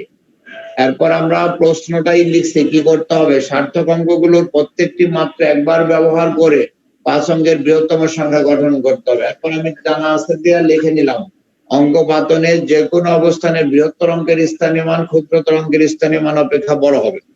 এরপরে বড় থেকে ছোট ক্রম দেখাইলাম গ্রেটার দেন চিহ্ন দিয়ে। এরপরে বড় থেকে ছোট ক্রমে অঙ্ক পাতন করলে বৃহত্তম সংখ্যাটি পাওয়া যায়। আমরা নির্ণয় বৃহত্তম সংখ্যাটা পেয়ে গেলাম।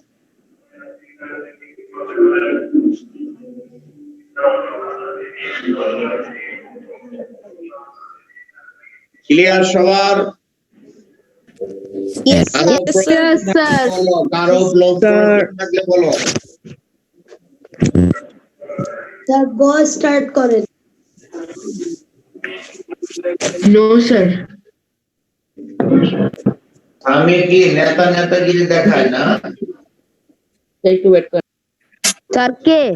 ক্যামেরা অন করে রাখবা, ক্যামেরা কেউ বন্ধ করবা না। আমি কখনোই বিয়াদব পোলাপান পছন্দ করি না। কথা বললে কথা শুনবো। তাহলে কি খ নাম্বার কারো সমস্যা আছে থাকলে বলতে পারো। পরে পরীক্ষা নিলে পারবা না, না পারলে তো তোমাদের একটা হ্যাবিট আছে, স্যারদের উপর দূর চাপাই দাও, স্যারে কি বলায় স্যারের কথা বুঝি না। তোমার প্রবলেম থাকলে না বুঝলে তুমি এখনই বলো। পরীক্ষা কি সরাসরি হবে? পরীক্ষা সরাসরি হবে। স্যার কত তারিখে হবে? পরীক্ষায় না পারলে তোমাদের সভা বলো, তখন বাবা মাকে বলো অঙ্ক স্যারের কথা তো বুঝি না, অঙ্ক বুঝি না। তুমি না বুঝলে ক্লাসে বলো, একবারে 100 বার বলো, কোনো অসুবিধা নাই। স্যার একটা কথা জিজ্ঞেস করি। বলো। স্যার প্রথম অধ্যায়ের উপরে কি প্রথম মডেল টেস্ট হবে? আমরা এই 1 মাসে যা পড়াবো তার উপর।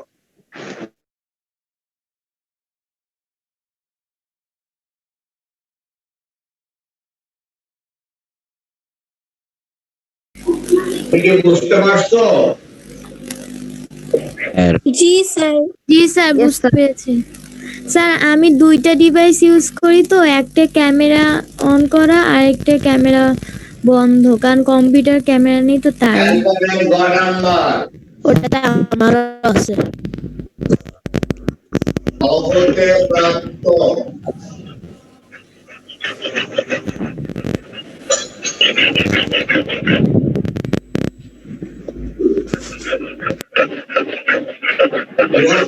সংখ্যাটি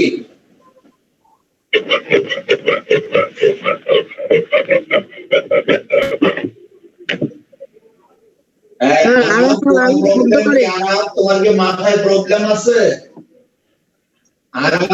আরিফ, তোমার কি মাথায় কোনো প্রবলেম? আরিফ কথা বলছো না কেন?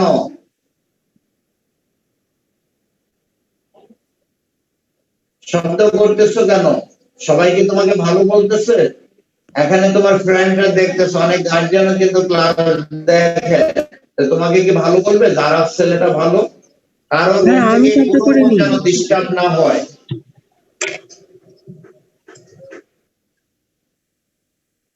আমরা খ থেকে পাইছি বৃহত্তম সংখ্যাটি, এটা তাই না? এটা আমরা খতে বের করছি, এটা বৃহত্তম সংখ্যা, এটা বৃহত্তম সংখ্যা।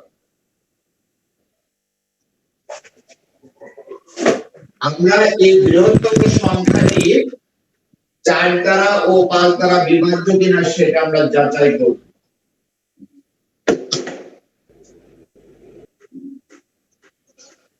বৃহত্তম সংখ্যাটি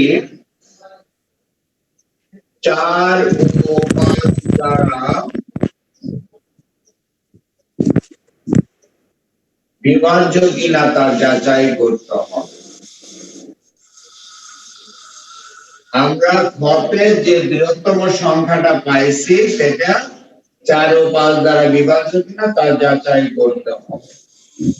এই সংখ্যাটা 4 দ্বারা 5 দ্বারা বিভাজ্য কিনা আমরা সেটা যাচাই। স্যার একটা প্রশ্ন জিজ্ঞেস করতে পারি? বলো। স্যার এই যে এখানে যেমন লেখা বৃহত্তম সংখ্যাটি 4 ও 5 দ্বারা বিভাজ্য কিনা তা যাচাই করতে হবে, পরীক্ষাতে এরকম ভাবে প্রশ্ন আসলে স্যার এভাবেই তো উত্তর দিব। যে সেরকমই দিতে হবে। জি স্যার। আমরা শুধু খতে বৃহত্তম সংখ্যা গঠন করতে বলছি, এটা বলতে পারতো বৃহত্তম ক্ষুদ্রতম সংখ্যা দুইটাই গঠন করো। তারপরে আমরা বৃহত্তম সংখ্যা বলছি পরীক্ষায় লিখবো, তখন দুইটাই গঠন করতাম, আমরা তো দুইটা গঠন করাই শিখছি। জি স্যার। এরপরে এটা বলতে পারতো 3 দ্বারা বা 4 দ্বারা বা 6 দ্বারা বা 9 দ্বারা বিভাজ্য কিনা, অথবা এটাও বলতে পারতো বৃহত্তম সংখ্যাটি 3 দ্বারা ও ক্ষুদ্রতম সংখ্যাটি 9 দ্বারা বিভাজ্য কিনা যাচাই করো। এখন তোমার নিজে বুঝে করতে হবে, আত্মবিশ্বাসী হতে হবে। আগের মতো কয়টা অঙ্ক মুখস্থ করে গেলা, পরীক্ষায় আসলেই দিন কিন্তু ভুলে যাইতে হবে, বুঝো নাই? একেবারেই স্বয়ং সম্পূর্ণ আত্মনির্ভরশীল, প্রশ্ন বুঝে নিজে অ্যান্সার করার ক্ষমতা অর্জন করতে হবে, বুঝো নাই? নিজের হাতে খাওয়া শিখতে হবে, মায়ের হাতে না। নিজের হাতেই খাই আমি।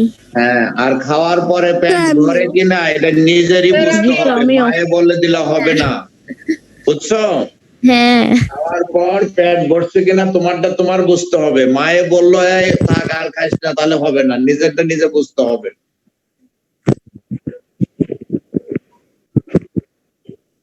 ঠিক।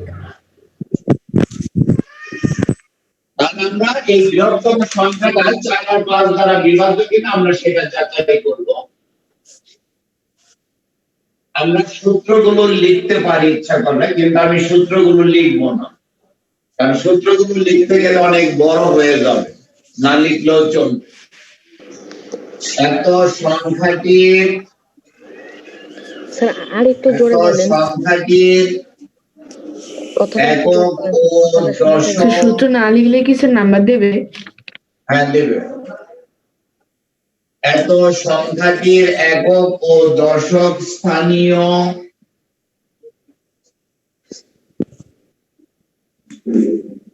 অঙ্ক দুইটি দ্বারা গঠিত সংখ্যা বলতে পারবা কত? 54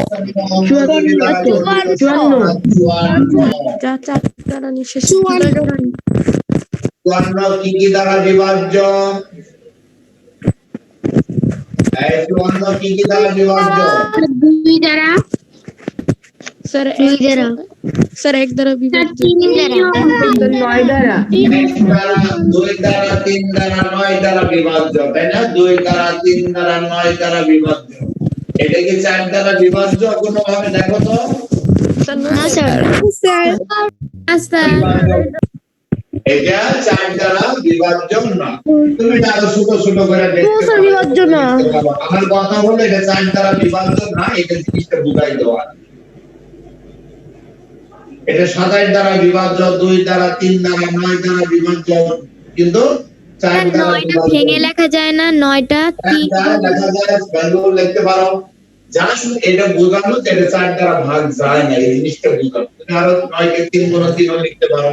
ওকে স্যার। যা 4 দ্বারা বিভাজ্য নয়। 4 দ্বারা বিভাজ্য হওয়ার শর্ত তো আমরা জানি সবাই, তাই না? 4 দ্বারা বিভাজ্য হওয়ার শর্ত আমরা জানি।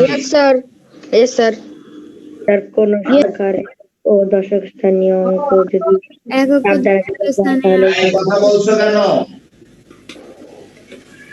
স্যার তো বলতে একদম বলছি। কথা বলবো না। আদ্রিতা বলো তো বাবা, 4 দ্বারা বিভাজ্য হওয়ার শর্তটা বলো। কোন সংখ্যার একক ও দশক স্থানীয় অঙ্ক দ্বারা গঠিত সংখ্যা যদি 4 দ্বারা বিভাজ্য হয় সেই সংখ্যাটি 4 দ্বারা নিঃশেষে বিভাজ্য হবে। গুড। কোন সংখ্যার একক আর দশক স্থানীয় অঙ্ক দুটি দ্বারা, এটা দেখো একক আর দশক স্থানীয় অঙ্ক দুটি দ্বারা গঠিত সংখ্যার 54, এটা 4 দ্বারা বিভাজ্য নয়, তাই এই সংখ্যাটা 4 দ্বারা বিভাজ্য নয়। সুতরাং আর যদি 4 দ্বারা বিভাজ্য হইতো তাহলে এই সংখ্যাটা 4 দ্বারা বিভাজ্য হইতো। সুতরাং এত সংখ্যাটি 4 দ্বারা বিভাজ্য নয়। এখন আমরা দেখাবো 5 দ্বারা বিভাজ্য কিনা। আর যদি সূত্রটা কেউ লিখতে চাও এখানে লিখবো, জানা আছে কোন সংখ্যার একক ও দশক স্থানীয় অঙ্ক দুটি দ্বারা গঠিত সংখ্যা 4 দ্বারা বিভাজ্য হলে সংখ্যাটি 4 দ্বারা বিভাজ্য। যদি কেউ লিখতে পারো, সময় থাকে তাহলে লিখে নিতে পারো। জানা আছে কোন সংখ্যার একক ও দশক স্থানীয় অঙ্ক দুটি দ্বারা গঠিত সংখ্যা 4 দ্বারা বিভাজ্য হলে সংখ্যাটি 4 দ্বারা নিঃশেষে বিভাজ্য। লেখা পরে এইটুকু করতে পারো। এটা যেহেতু এমনি বড় তাই আমি লিখতেছি না, কিন্তু তোমরা সময় থাকলে লিখতে পারো। আমরা এখন 5 দ্বারা দেখাবো 5 দ্বারা বিভাজ্য কিনা। বোর্ডের নিচে দেখা যায়? জি স্যার, দেখা যায়। জি স্যার, জি স্যার দেখা যায়। আচ্ছা, একজন বললেই কিন্তু হয়। যদি একজন বলতে হয়, শোনো, যদি একজন বলতে দেখা যায় তাহলে কিন্তু আমি বুঝে যাইতাম। 10 জন বলা লাগে না, কিন্তু আমি তোমাদের বলছি একজন কথা বলবো। একজন বলে ফেলছে, বাস আর কেউ বলবো না। এখন আমি প্রশ্ন করবো কাকে, দেখি সবচেয়ে স্মার্ট কাকে দেখা যাচ্ছে। কাফি বলো, কাফি, কাফি বলো তো কোন সংখ্যাগুলো 5 দ্বারা বিভাজ্য? স্যার কোন সংখ্যার একক স্থানীয় অঙ্ক 0 বা 5 হলে সংখ্যাটি 5 দ্বারা বিভাজ্য হবে। হ্যাঁ, কোন সংখ্যার একক স্থানীয় অঙ্ক 0 বা 5 হলে ওই সংখ্যাটি 5 দ্বারা বিভাজ্য হবে। মনে চাইলে এই সূত্রটা লিখে নিতে পারো, জানা আছে দিয়ে। আমরা লিখতেছি না আপাতত, তুমি চাইলে লিখতে পারো। এটা না লিখলে নাম্বার কম দেবে না, তবে লিখলে ভালো, লিখলে লিখতে পারো। আবার তারপরে যদি বাংলা ভাষা ইংলিশ ভাষা একসাথে সাধারণ জ্ঞান হয়।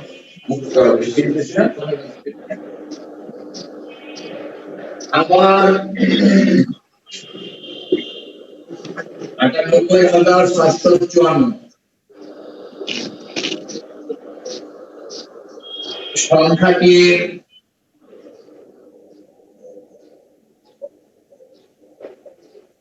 একক স্থানীয় অঙ্ক ৪। আমার এই সংখ্যাটির একক স্থানীয় অঙ্ক হলো ৪। এই সংখ্যাটির একক স্থানীয় অঙ্ক ৪।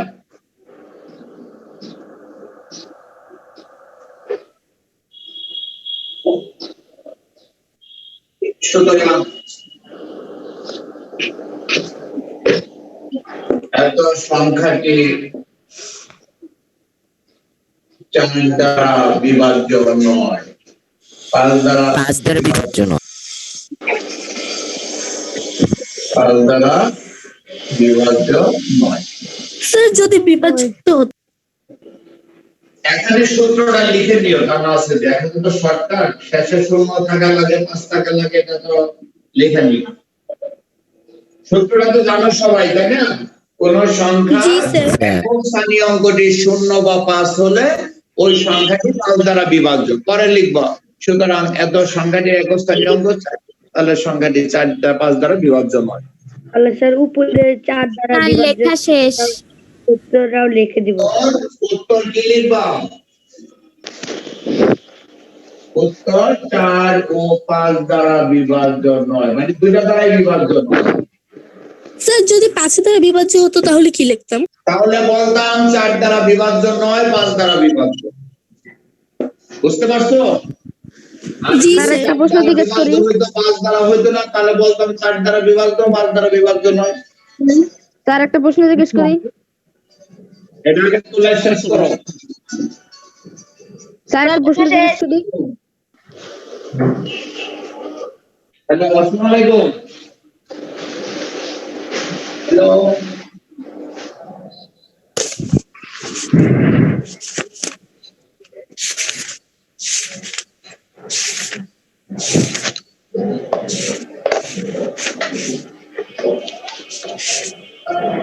স্যার একটা প্রশ্ন জিজ্ঞেস করি। হ্যাঁ বলো। স্যার এই যে ৪ দ্বারা বিভাজ্যতার সূত্রটা স্যার একটু আবার বলবেন স্যার। জানা আছে? তারা আমি বলি, কোন সংখ্যার একক ও দশক স্থানীয় অঙ্ক দুইটি থাকতো। এটা তো বইয়ে লেখা আছে, কিন্তু বইয়ের উদাহরণের আগে যে দেখবা বক্স করা লেখা আছে। ৮ পৃষ্ঠায় লেখা আছে, ৮ পৃষ্ঠায়। জানা আছে? কোন সংখ্যার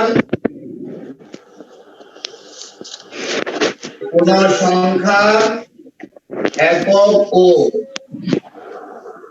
দশক স্থানীয় অঙ্ক দুইটি দ্বারা গঠিত সংখ্যা, অঙ্ক দুইটি দ্বারা গঠিত সংখ্যা ৪ দ্বারা বিভাজ্য হলে, ৪ দ্বারা বিভাজ্য হলে ওই সংখ্যাটি ৪ দ্বারা নিঃশেষে বিভাজ্য হবে। ৪ দ্বারা নিঃশেষে বিভাজ্য। দিয়ে স্যার আমার অনুশীলনী ১.২ এর ৬ নংটা প্রবলেম। হ্যাঁ করাবো সব, তোমাদের কোনো কিছুই বলা লাগবে না। আমি পড়াই দিলে একটা জিনিস, তোমাদের খুব একটা প্রশ্ন করার জায়গা থাকে না। তোমরা কোন কোন জায়গায় প্রশ্ন করতে পারো, কোন কোন জায়গায় না বুঝতে পারো, এটা আমার জানা আছে। এই জন্য আমি ওইভাবেই পড়াই। আমি প্রশ্নই করি না। স্যার একটু প্লিজ স্যার পড়াটা দিয়ে দেন স্যার, SW-টা। এসব তো লেকচার প্ল্যানই আছে। পড়াটা লেকচার প্ল্যানে লেখা আছে। আমি তোমাদের প্রতিদিন বলতেছি, হ্যাঁ কালকে তোমাদের জন্য কি কাজ থাকবে লেকচার প্ল্যানে দেখবা লেখা আছে। আজকে আমি যেটা পড়াইলাম এটাই ফ্রেশ খাতায়, নোট খাতায় তুলে বাবা মার সাইন নিয়ে নিবা, রাত্রে বাবা মাকে দেখাবো। স্যার আমার তো লেকচার প্ল্যানটা স্যার নাই স্যার, আমি তো নতুন ভর্তি হয়েছি স্যার। ফেসবুকে MSc cadet coaching, MSc cadet coaching দিয়ে সার্চ দিবা, আমাদের ফাইলে যা সবকিছুই দেখতে পাবো। তোমার এখনো নাই কেন? আমি তো প্রতিদিন বলে দিতেছি, সব তথ্য ফেসবুক থেকে নিবা। নতুন আসছে তো তাই। আজকে আমরা যে অঙ্কটা শোনো, যে সৃজনশীল অঙ্কটা সলভ করলাম, এটা করলে বইয়ের অনুশীলনে অনেকগুলো অঙ্কই তুমি নিজে নিজে করতে পারো। আর এখন তোমাদের বলছি কোনো কিছু মুখস্থ করা যাবে না, যে কোনো কিছু আসলে নিজে বুঝে নিজে সলভ করতে হবে, আত্মবিশ্বাসী হতে হবে, নিজের থেকে কিছু করার সাহস থাকতে হবে।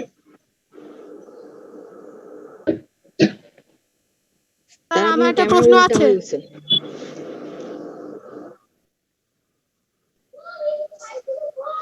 আসসালামু আলাইকুম স্যার। আসসালামু আলাইকুম।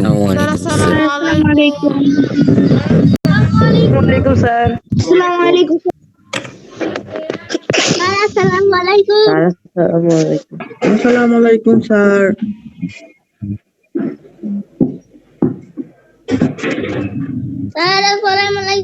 আসসালামু আলাইকুম স্যার। আসসালামু আলাইকুম। ওয়ালাইকুম আসসালাম। স্যার আসসালামু আলাইকুম।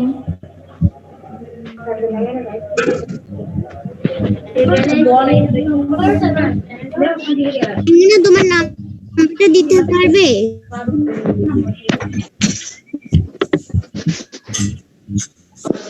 এই যে মাইমুনা। স্যার আপনি কি বলছেন শোনা যাচ্ছে না, আপনি মিউট হয়ে গেছেন। নাম্বারটা দিতে পারবে?